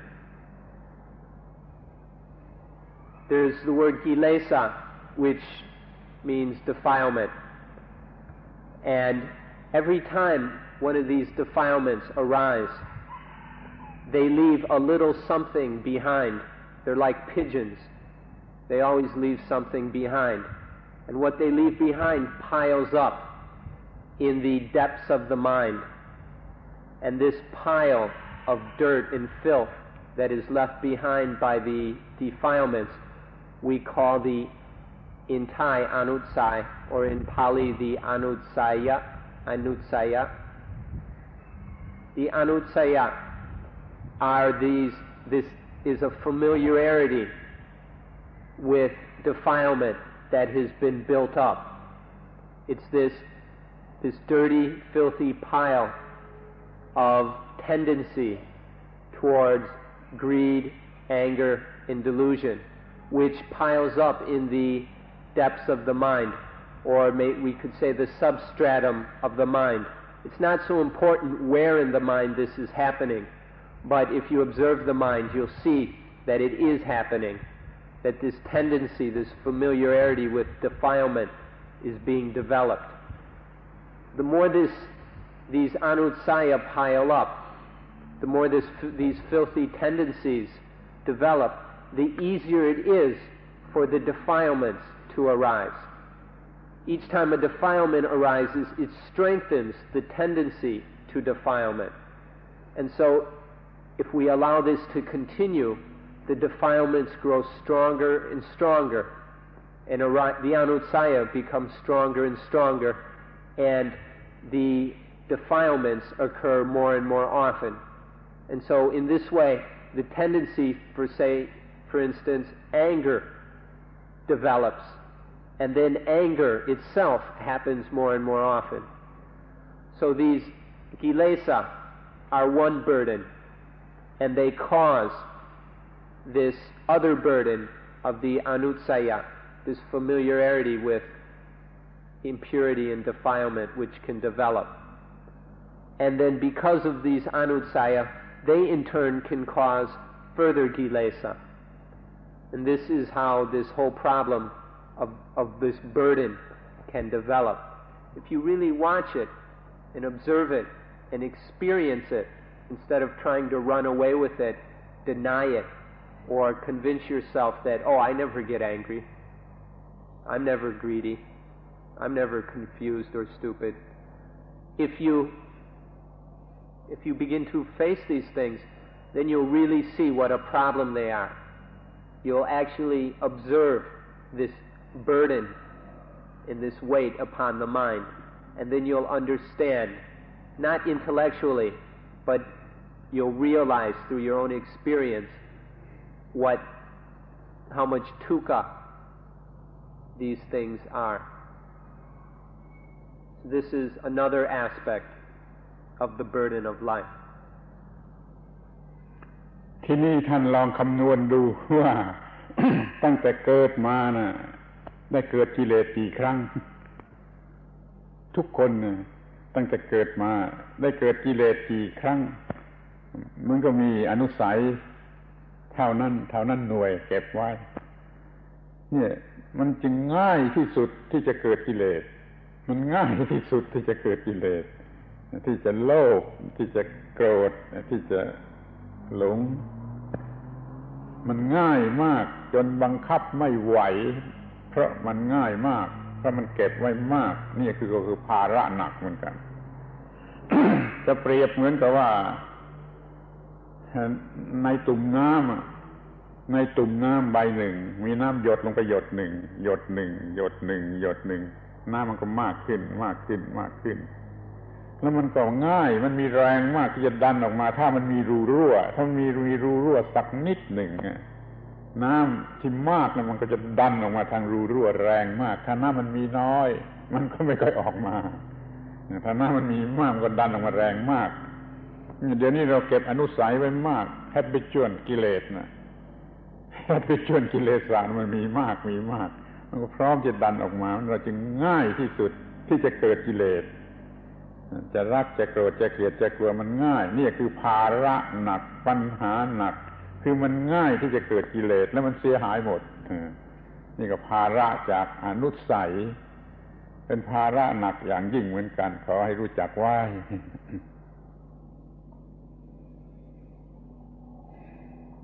These anutsaya, take a look back over your life and take a guess at how many times the kilesa have arisen. How many times have you been angry or greedy or confused? How many times has this happened? That's how much and how strong the anutsaya are. That's how strong your habitual kilesa are. Can you even guess how many times the kilesa have arisen throughout life? It's as if we had a big jar for storing water, and water dripped in it, one drop at a time. And after all these drops, the water in the jar begins to become more and more, and the jar begins to fill up. Each drop is a kilesa, and it begins to fill up the mind, and the mind becomes more and more full with these habitual kilesa, this familiarity and tendency toward defilement. Now imagine there was a leak, a small hole in the bottom of the jar, but the jar is filled up with a lot of water. Well, the water would leak out very quickly and easily through that small hole. In fact, it would shoot out because there is so much pressure. So as the defilement deposit all these anutsaya and it builds up, there's this pressure which will shoot out through these little holes. That's what a burden the anutsaya are. These habitual defilements are this kind of burden and dukkha, because as they build up, they develop this pressure, and then that pressure shoots out through the cracks in the mind. This aspect of the burden of life needs to be observed. ทีนี้อนุสัยกิเลสความเคยชินแห่งกิเลสที่เรียกว่าอนุสัยมันสะสมไว้มากพร้อมที่จะออกมา ที่พอเราทำผิดบางอย่างทางตาทางหูทางจมูกทางลิ้นทางกายอย่างนี้มันก็เปิดให้ออกมาเปิดรูรั่วมันออกรูออกมามันก็เป็นกิเลสอย่างเดิมอีกกิเลสอย่างเดียวกันอีกที่ออกมาจากอนุสัยนี่กิเลสไหลออกมาจากกิเลสที่สะสมไว้ accumulate ไว้มากก็ออกมาง่ายก็ออกมาเป็นกิเลสอีกกิเลสในตอนที่ไหลออกมานี่เรามีชื่อเรียกเฉพาะว่าอาสวะกิเลสที่ไหลออกมา flowing out เนี่ย เป็นอาสวะเป็นกิเลสเกิดขึ้นอีกเมื่อมีกิเลสแล้วก็ทำกรรม action ตามสมควรแก่กิเลสจึงทำกรรมอย่างนั้นทำกรรมอย่างนี้แล้วแต่ดีชั่วแล้วแต่ทำกรรมทั้งหลายเหมือนที่เราทำดีทำชั่วทำอะไรต่างๆเนี่ยเพราะอำนาจของกิเลสเหล่านี้มันก็เกิดกรรมการกระทำแล้วมันก็ไม่หยุดกิเลสได้มันไม่หยุดกิเลสได้มันก็มาพบอย่างอื่นอีกมันก็เกิดกิเลสอีกมันก็สะสมมาอีกออกมาอีกก็ทำกรรมอีกแล้วกลับไปอีกมันเป็นวงกลมของการเกิดกิเลสความเคยชินแห่งกิเลสไหลออกมาทำกรรมแล้วก็หล่อเลี้ยงกิเลสและกิเลสก็กลับเข้าไปสะสมไว้อีกแล้วก็ออกมาอีกเป็นวงกลมอย่างนี้แหละเป็นวงกลมที่น่ากลัวที่สุด เป็นวงกลมที่น่ากลัวที่สุดเหมือนกับทะเลที่เราเวียนว่ายตกทะเลเวียนว่ายอยู่ในทะเลแห่งกิเลสในทะเลแห่งกิเลสเนี่ยภาระอย่างยิ่ง ปัญหาอย่างยิ่งที่เราต้องเวียนว่ายอยู่ในวงกลมแห่งกิเลสน่ากลัวไหมขอลองคิดดูว่าไง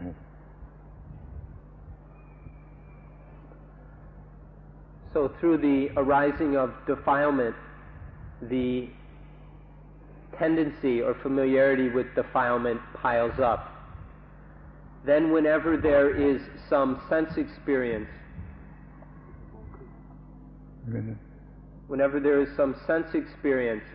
this can open up a leak in the mind. Whenever there is some sense object making contact with the mind, this can open up a small hole, and then the anutsaya can shoot out through that hole, and in doing so that becomes defilement again. So in this way, the anutsaya shoot out. There's a special name for this kind of defilement that is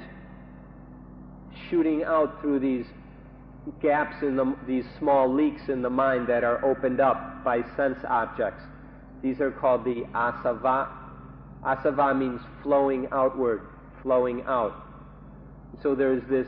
flowing out from the anutsaya. This is called the asava,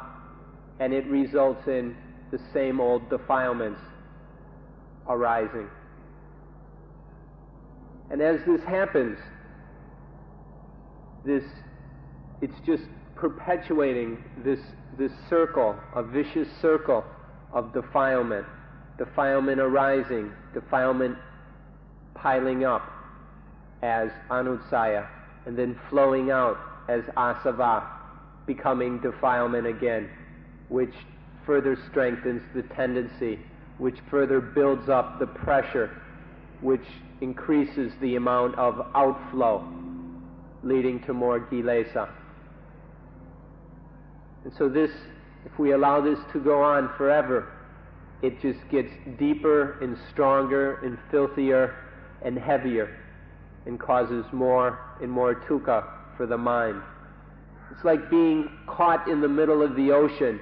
and being spun round and round in some gigantic whirlpool. Just going round and round in all this defilement and all these tendencies and all this outflow. It's like being trapped in the ocean in some great whirlpool, being always spun round. Does that appeal to you? Is this kind of life the kind of life you want to lead? Or is it frightening? Is it fearful? Is it ugly? This is something you ought to consider. ที่นี่ในทางที่ตรงกันข้ามกลับตรงกันข้ามถ้าเรามีความรู้มีสติสัมปชัญญะพอเราควบคุมไว้ได้ไม่ให้เกิดกิเลส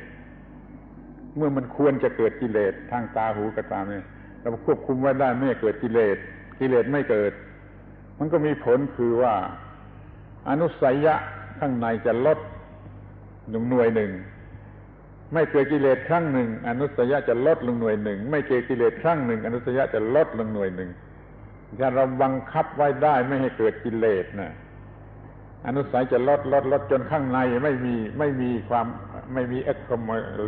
accumulation ของกิเลสนะมันก็ไม่มีกิเลสจะเกิดมาเรียกว่าผู้ไม่มีกิเลสผู้ไม่มีอาสวะก็เป็นพระอรหันต์ไม่มีกิเลสไม่มีอาสวะที่จะไหลออกมาเนี่ยก็เป็นพระอรหันต์ถึงที่สุดหมดภาระหมดของหนักที่เราจะบังคับได้อย่างไรเนี่ยจะมีความรู้มีสติสัมปชัญญะจะบังคับได้อย่างไรเนี่ยนี่คือเราจะฝึกมันสร้างมันขึ้นมาด้วยสมถะวิปัสสนาจะเรียกวิปัสสนาก็ได้ก็รวมสมถะอยู่ด้วยโดยวิธีปฏิบัติสมถะภาวนาเนี่ยมันจะทำให้เราสามารถมีความรู้มีสติสัมปชัญญะที่จะควบคุมไม่ให้เกิดกิเลสทางตาหูจมูกลิ้นกายใจนี่คือประโยชน์ของวิปัสสนามันเกี่ยวข้องกันอย่างนี้นี่เรามีภาระที่จะไม่ให้เกิดกิเลสเราก็ต้องฝึกวิปัสสนาให้มีความรู้เพียงพอมีสติสัมปชัญญะเพียงพอแล้วก็ควบคุมการเกิดของกิเลสได้ขอให้ท่านรู้ความ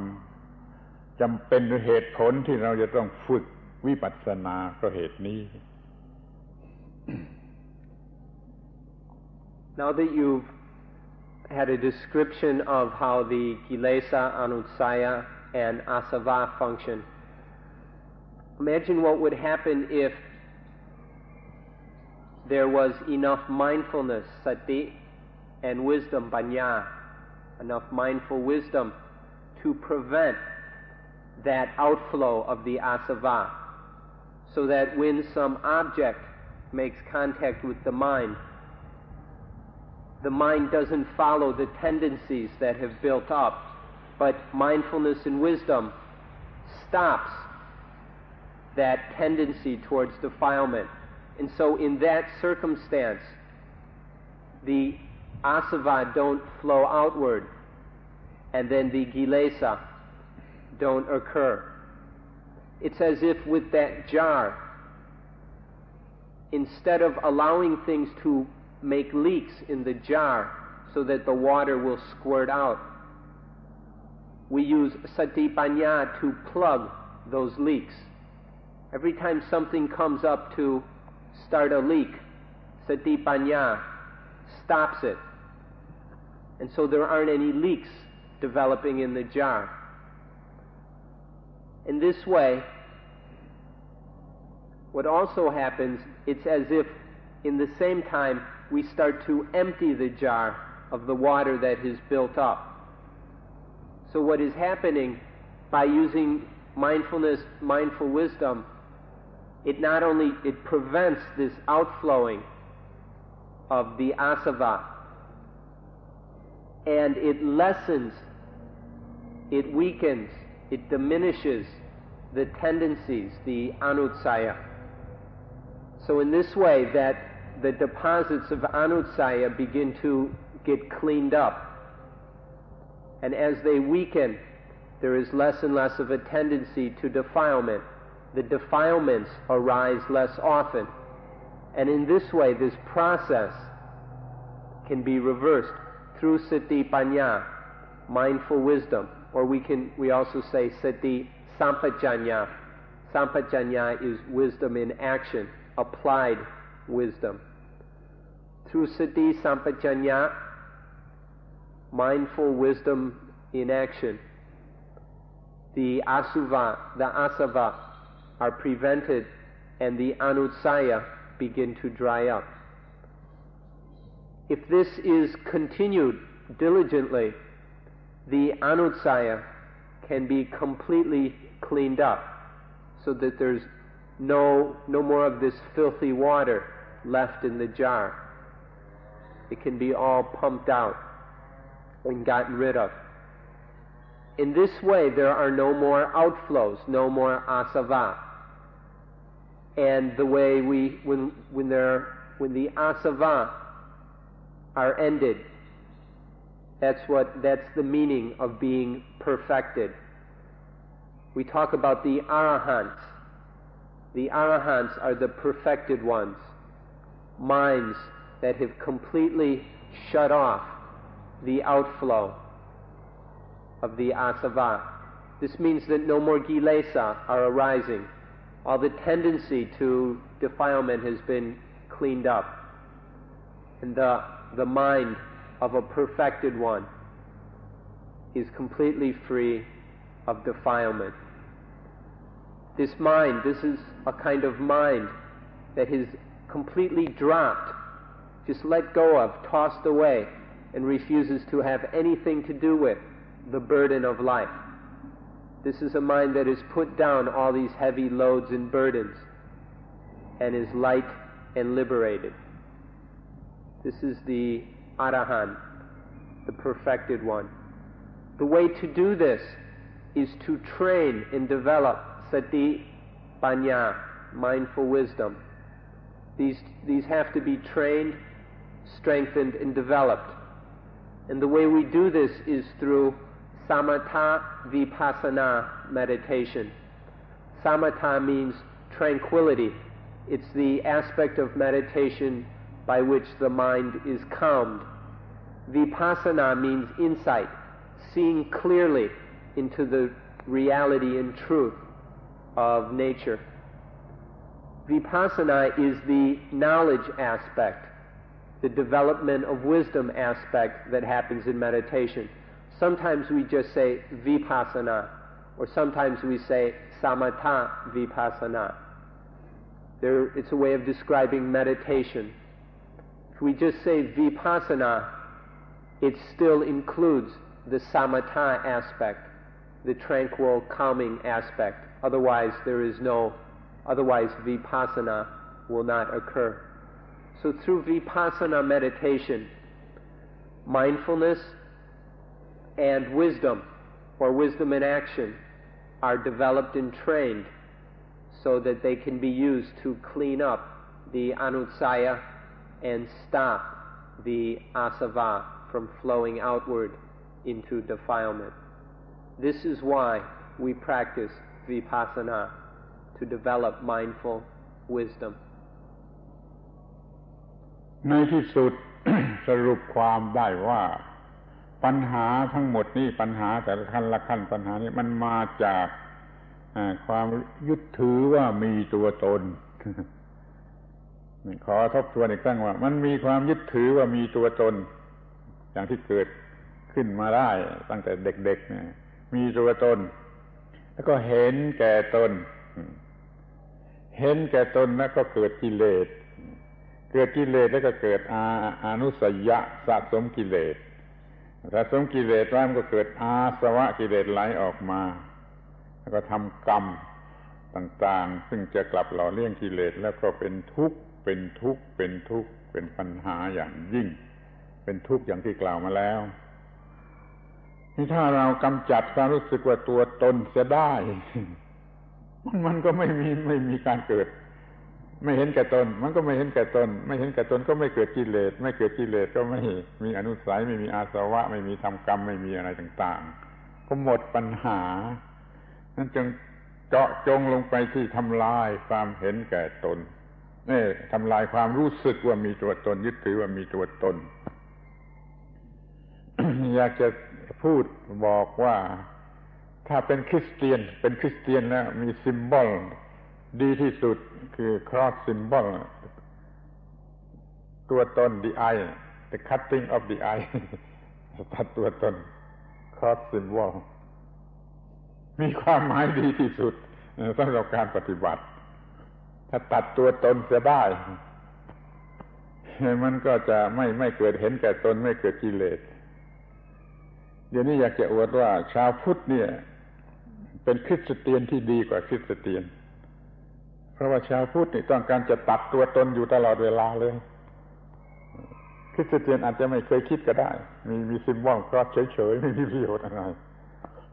แต่ว่าชาวพุทธนี่ตั้งใจจะตัดตัวตน the self cutting of the eye อยู่ตลอดเวลา เนี่ยชาวพุทธจะเป็นชาวคริสต์มากกว่าชาวคริสต์นะระวังให้ดีๆนะขอให้ท่านจดจำไว้อย่างแม่นยำว่าปัญหาอันแรกต้นตอแห่งปัญหา The source of problem นี่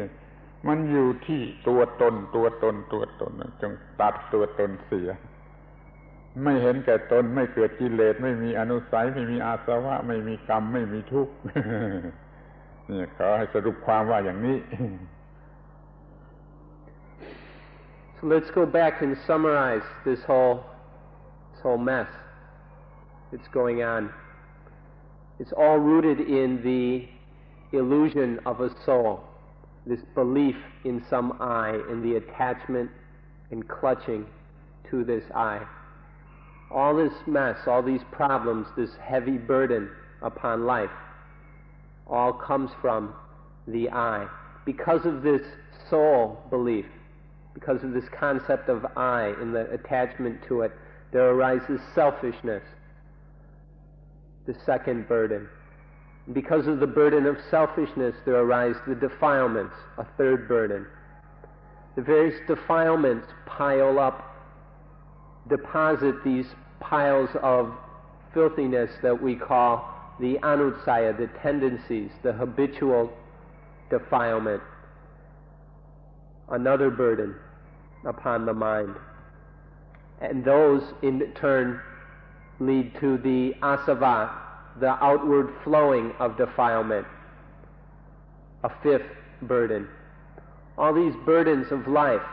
all these sources of dukkha, are all rooted in the illusion of a soul, this deep bias towards a self, that some I exists individually, importantly, significantly. This is the root of the whole problem. And so all this mess, all this filth, pain, burden, and weight can be cleaned up and dropped. We can just let go of it all by learning how to pull up that illusion of self, to cut off this illusion. And when we talk about this, we always like to use the symbol of Christianity. We find this symbol very inspiring and appropriate. The Christians have taken the cross as their most important symbol, and there's a lot of meaning in this, very deep and profound meaning, though many Christians may miss it. But if we look at the cross, the upright is the I, and then the crossbeam is the cutting of the I. So there's this illusion of a soul, and then there's the cutting off, the cutting through, the destruction of that illusion. This is the meaning that we see in the cross. And this symbol of the cross is perfect as a symbol of what spiritual practice is about. In fact, we'd like to go so far as to even boast a little bit and say that Buddhists are better Christians than most Christians, because the Christians have this symbol of the cross, of cutting off the I, but many of them aren't even concerned with this problem of the self and the soul. And instead of trying to carry through with the meaning of this symbol and cut off the I,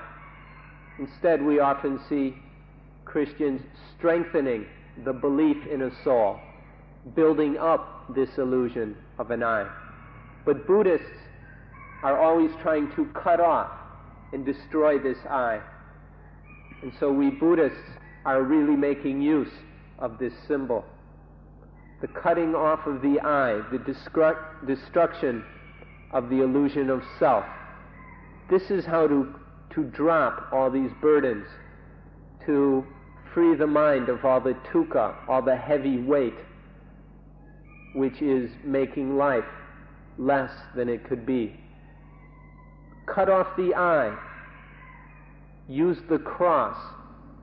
as the symbol of your life in practice. Cut off the eye and you will drop all the burdens of life. You'll clean up all this mess of selfishness and defilement by following through with this symbol of the cross.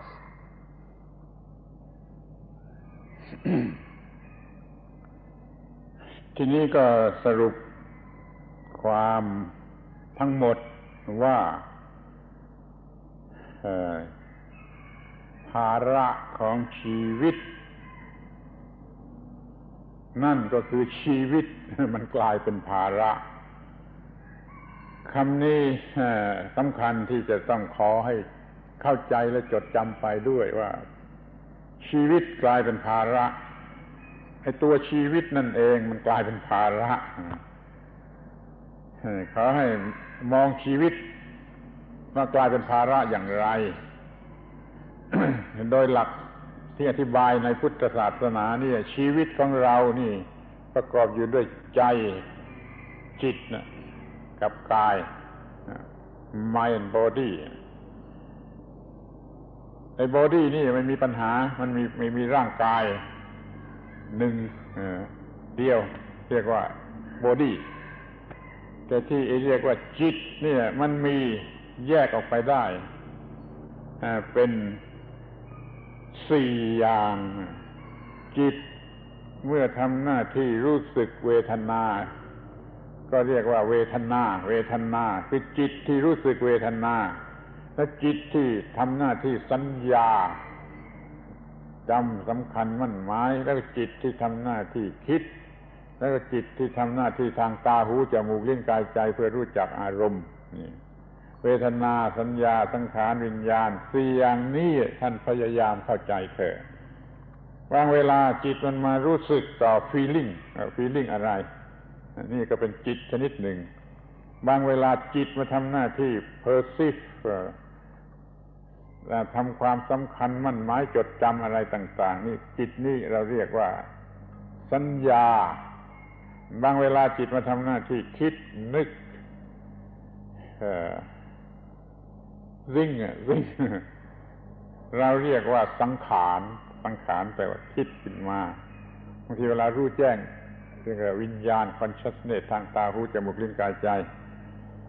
ไอ้ชีวิตส่วนที่เป็นจิตเนี่ยแบ่งเป็น4อย่างเวทนาสัญญาสังขารวิญญาณชีวิตที่เป็นรูป1อย่างรวมกันเป็น5อย่าง5อย่างนี้เรียกว่าขันธ์ทั้ง5ขันธ์ทั้ง5เนี่ยเป็นตัวการที่จะทำให้เราให้จิตอีกนั่นแหละมันหลงไปว่าเป็นตัวตนมันจะเอารูปเป็นตัวตนเอาเวทนาเป็นตัวตนเอาสัญญาเป็นตัวตนสังขารเป็นตัวตนวิญญาณเป็นตัวตนมันไม่เป็นจิตล้วนๆมันไม่เป็นเพียวไม่หรือว่าเพียวบอดี้มันกลายเป็นมีอวิชชาแล้วก็เข้าใจว่าเป็นตัวตนให้ร่างกายเป็นตัวตนให้เวทนาเป็นตัวตนให้สัญญาเป็นตัวตนให้สังขารเป็นตัวตนให้วิญญาณเป็นตัวตนเนี่ยชีวิตมันกลายเป็นภาระหนักขึ้นมาชีวิตที่ไม่มีตัวตนไม่มีความรู้สึกว่าเป็นตัวตนนั้นไม่หนักพอชีวิตมันเกิดโง่คือจิตเนี่ยมันเกิดโง่ขึ้นมาเป็นมีตัวตนมันก็หนักเนี่ยถ้ามันไม่โง่ว่ามีตัวตนมันก็ไม่หนักอยู่ตามธรรมดามันก็ไม่หนักมันก็เมื่อเราไม่มีความคิดเป็นเวทนาสัญญาสังขารวิญญาณว่าตัวตนแล้วมันก็ไม่หนักอะไรมันก็สบายดีที่ได้บอกแล้วตะกี้นี่ว่าถ้าจิตไม่มีความคิดว่าตัวตนก็สบายดีพอมีตัวตนเข้ามามันก็หนักภาระหนักเราจะต้องรู้เรื่องขันธ์ทั้ง5ที่เป็นที่ตั้งแห่งความคิดว่าตัวตนกันโดยละเอียดถ้าท่านทนได้อาตมาก็ทนได้พูดกัน5 วันเอาไหมเรื่องขันธ์5พูดกันเรื่องขันธ์5 วันเอาไหมถ้าทนได้มันจะรู้ชัดเจนเรื่องขันธ์5ซึ่งเป็นที่ตั้งแห่งตัวตนแล้วก็จะรู้จักมีปัญญาไม่ให้เกิดความรู้สึกว่าตัวตนในขันธ์5แล้วภาระหนักก็จะหมดเดี๋ยวนี้ขอให้รู้จักจะก่อนทีว่าไอ้ชีวิตแบ่งเป็น5 ส่วน แต่ละส่วนละส่วนจะถูกยึดถือว่าเป็นตัวตนทั้งนั้นไม่เวลาใดก็เวลาหนึ่งไม่กรณีใดก็กรณีหนึ่งชีวิตคือขันธ์ห้าไปบอกกันหน่อย So we've been talking about the burden of life and explaining how life becomes the burden. If you've been listening and have observed life as it's occurred to you, as you have experienced it, then you'll begin to see the truth of what's being said. Life becomes the burden because of this I, this self, this illusion of soul. This extra weight is stirred up and imposed upon life. And then as selfishness, as the self and selfishness in this vicious circle of the defilements, as all these things go on and are conditioned, these dominate life. And so the life as lived is nothing but selfishness, and defilement. And in this way, life becomes the burden, because life is made up of just these burdens. And so this is how life becomes the burden. We've been trying to explain this. We mentioned earlier that life free of this burden is just pure mind and pure body, which is pure mind and pure body. That's the life that is free, at ease, clean, clear, bright, light. It is not burdened with all these problems and weights and dukkha of the self, of selfishness and defilement. If we talk about the mind and body, the mental aspects of what we call life and the physical aspects of life, we can, with the body, it's quite simple. The body is nothing difficult. Modern science has been able to analyze it in much more detail than is necessary for our purposes. So the body aspect of life, this physical, material aspect of life, is no problem for us in understanding. But the mental aspect is much more complex. Where this body, there's basically one body, it's always changing, but there's this body throughout from birth until it disintegrates at death. In that period of the body's lifetime, there are innumerable minds arising and passing away. So when we talk about the mental aspect of life, the mind, it's much more complex. Our usual way of talking about the mind is to talk about the four different functions of mind that we can distinguish. So life has this material aspect, and then it has these four mental aspects, which we'll talk about. When the mind functions in a way that is knowing and experiencing the Vedana, which we've talked about more than enough, this is one function of mind, the Vedana, the knowing and experiencing of the Vedana. The next aspect of mind is called Sanya. This is the mind functioning in the way of perceiving, of discriminating and distinguishing things. It also is the aspect of mind that includes memory. So remembering, recollecting, perceiving, distinguishing, discriminating. This is the second mental aspect, Sanya. The next aspect is called Sankhara. This is the thinking, the process where the mental function where different things are stuck together, are conditioned. This is the thinking, the stringing together of ideas. Or it can be the emotions, your sentiments, which are a different kind of conditioning, of formations happening within the mind. This is called sankhara. And then the fourth mental aspect is called vijnana, which is the aspect of mind that knows the sense objects through the eyes, that is sights, forms and shapes. It knows the sounds. It's the aspect of mind that knows smells, tastes, touches, and all the various things that happen within the mind itself. This is often called consciousness, but this is a very misleading translation. It generally confuses everybody. So you're better off sticking with the word vijnana, the function of the mind that knows sights, sounds, smells, tastes, touches, and mental objects.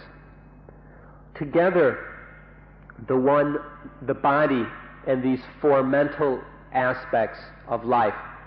are called the five khandhas, the five groups of clinging. These are the five groups of things that we cling to, that we attach to as I. This is based in these five things is where this fundamental problem of the self or soul arises. And so these five khandhas are life. These are life. And when there is just the five khandhas, life is pure. But when there arises the illusion of soul upon these five khandhas, through this attachment arises the burden of life and dukkha. So understanding these five khandhas is very important. If you can bear with us, if you've got the strength, energy, and wisdom to listen, we've got the strength and patience to go through these five khandhas. There's five of them, so we can spend 5 days discussing them if you're up to it. So the five khandhas, these are life. And if we study them, then we'll begin to see the difference between life that is pure body and pure mind, as opposed to mind and body, which is burdened with the illusion of soul, with the great I am, with ego and self. จะชี้เป็นครั้งสุดท้ายง่ายๆช่วยจำมาดีๆบางคราวเราจิตมันเอารูปร่างกายหรือบอดี้ว่าเป็นตัวตนว่าเป็นไอหรือโซลหรือเซลในตัวอย่างที่เด็กเขาเตะเก้าอี้ในตัวอย่างเด็กเขาโกรธแล้วเตะเก้าอี้นี่เป็นตัวอย่างว่าได้เอาบอดี้วัตถุล้วนๆเป็นตัวตนก็มีนี่รูปเป็นตัวตนนี่บางคราวจิตมันรู้สึกต่อเวทนามันรู้สึกต่อเวทนาต่อ feeling จิตมันก็คิดก็ฉันรู้สึกนี่ฉันรู้สึกนี่ต้องมีฉันนี่ต้องมีฉันที่เป็นผู้ feel หรือมี feeling โดย feel มันก็เอาคิดว่าฉัน feel ได้ฉันต้องเป็นฉันต้องมีตัวตนบางเวลามันมีสัญญามัน perceive อันใดได้มันคิดฉัน perceive ได้ฉันก็ต้องเป็นตนมีตัวตนเป็นตนที่เป็นผู้ perceive บางทีมันก็มีความคิดรสต่างๆมันก็ฉันคิดได้นี่มันก็ที่คิดได้นี่คือตัวตนคือฉันคือโซลคืออัตตาแล้วบางทีก็คิดว่าตาหูจมูกลิ้นกาย6อย่างนี่มันมีอะไรมาอยู่ที่ตาหูจมูกนี่มันจึงรู้จักรูปเสียงกลิ่นรสโผฏฐัพพะธรรมารมณ์ที่มันคิดที่มันรู้จักได้นั่นคือตัวตนรวมความว่าในเรื่องฝ่ายจิตเนี่ยมันมีความคิดของจิตที่มันมีความโง่มีอวิชชามีเหตุผลแต่เพียงว่าฉันคิดได้ฉันรู้สึกได้ฉันทำความรู้สึกได้perceiveได้ฉันจึงมีตัวตนอย่าคิดอย่างนี้อย่าคิดอย่างนี้จะขอยกตัวอย่างด้วยเรื่องว่าเดี๋ยวนี้มันก็มีปรัชญา ปรัชญามีฟิโลโซฟีทำนองนี้อย่างปรัชญาของเดสกาคอกิโตเออโกซัมคอกิโตเออโกซัม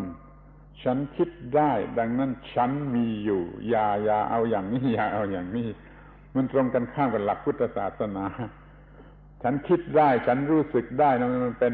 กิริยาของจิตที่โง่แล้วจะมาพูดเพราะฉันคิดได้จึงมีฉันอย่างนี้ไม่เอาเราปฏิเสธอย่างยิ่งก็ปฏิเสธว่าเวทนารู้สึกได้ก็ไม่ใช่ตัวตนสัญญาจำหมายได้มันหมายได้ก็ไม่ใช่ตัวตนสังขารคิดได้ก็ไม่ใช่ตัวตนวิญญาณรู้จักอะไรต่างๆได้ก็ไม่ใช่ตัวตนในทั้งห้านี่ไม่ใช่ตัวตนก็หมดปัญหาแหละไม่มีตัวตนก็ไม่เห็นแก่ตนก็ไม่เกิดกิเลสก็ไม่เกิดอนุสัยก็ไม่เกิดอาสวะก็ไม่เกิดทุกข์เรื่องจบแล้วไม่มีตัวตนเห็นความไม่มีตัวตนในขันธ์ทั้งห้าอะไรสมุนแล้วก็จบสำหรับวันนี้ So we'd like to point out for one last time what the problem is. If we go back to the example of the child kicking a chair, there we see the body khanda, the body group, being clung to by that child as a self. The child takes the body as a self, and there anger and everything arose. Or sometimes there is a feeling arising, a pleasant feeling, and that feeling of I who feel, I the feeler, arises. And this is attachment to the Vedana Khanda, the Vedana group of clinging. Or sometimes there is sanya, perception. There is, the mind perceives red, it perceives blue, tallness, shortness, or it perceives something. And there is the feeling in the mind. The mind, there arises the thought of an I who perceives, the perceiver. But there is sankhara khanda, the thinking, the mental proliferation. And then there arises the thought, the thinker, I who thinks. This is attachment to sankhara khanda. Or then there's the vijnana, that which knows the sensory activity, the seeing, the hearing, the smelling, the tasting, etc. And sometimes there can be attachment to this, the I who knows, the knower. And so on these five, this is how these five khandas, body, feeling, perception, thought, and knowing, sensory knowing, how these five can be bases for the arising of the self. The ignorant mind, the stupid mind that hasn't figured out the way things really work, as we explained earlier, goes and misunderstands and dredges up this concept of an I and attaches importance to it and becomes prejudiced in favor of this self or soul illusion. In this way, the five khandas are used as a basis, the foundation for the arising of this illusion. So sometimes, basically, almost most of the time, there is some attachment to one khanda or another. Maybe now it's to feeling, then to the body, then to knowing, then to thinking or perceiving. So don't let this happen. Through this arising of this illusion comes selfishness and all the burdens of life. So why let it happen? Why allow this attachment to arise, this thinking, this kind of this feeling or awareness of the mind that there is the I who thinks, or the I who feels, the I who perceives, the I who knows, or the I body. Don't let this happen. For sure, don't get carried away as some Western philosophers have done, such as Descartes, who went so far as to say cogito ergo sum, which is generally translated, I think, therefore I am. This is, I think, therefore I am, is nothing but attachment to the fourth khandha, to the sankhara, the thinking khandha. This is a misunderstanding of what is really happening. Yes, maybe there's thinking now, or perceiving, or feeling, or knowing, or body. At each moment there is one of these khandhas, but that's all. There's just this aspect of life, but that aspect is pure. It's either pure mind or pure body. There is no self or soul. So don't allow this confusion, this illusion, this foolishness to arise in the mind. Cut it off like the cross. Don't let it happen, and then the mind will be pure, life will be pure and light and free of all these burdens and dukkha. So this is the essential problem. We've been discussing what our problem is, the burden of life. By now you should understand how life is turned into the burden. But now we've also been pointing the way to freeing life from this burden, how to clean up life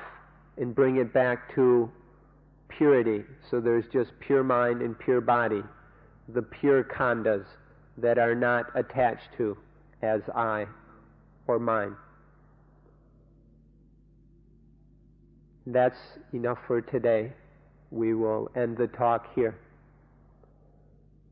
See you again tomorrow.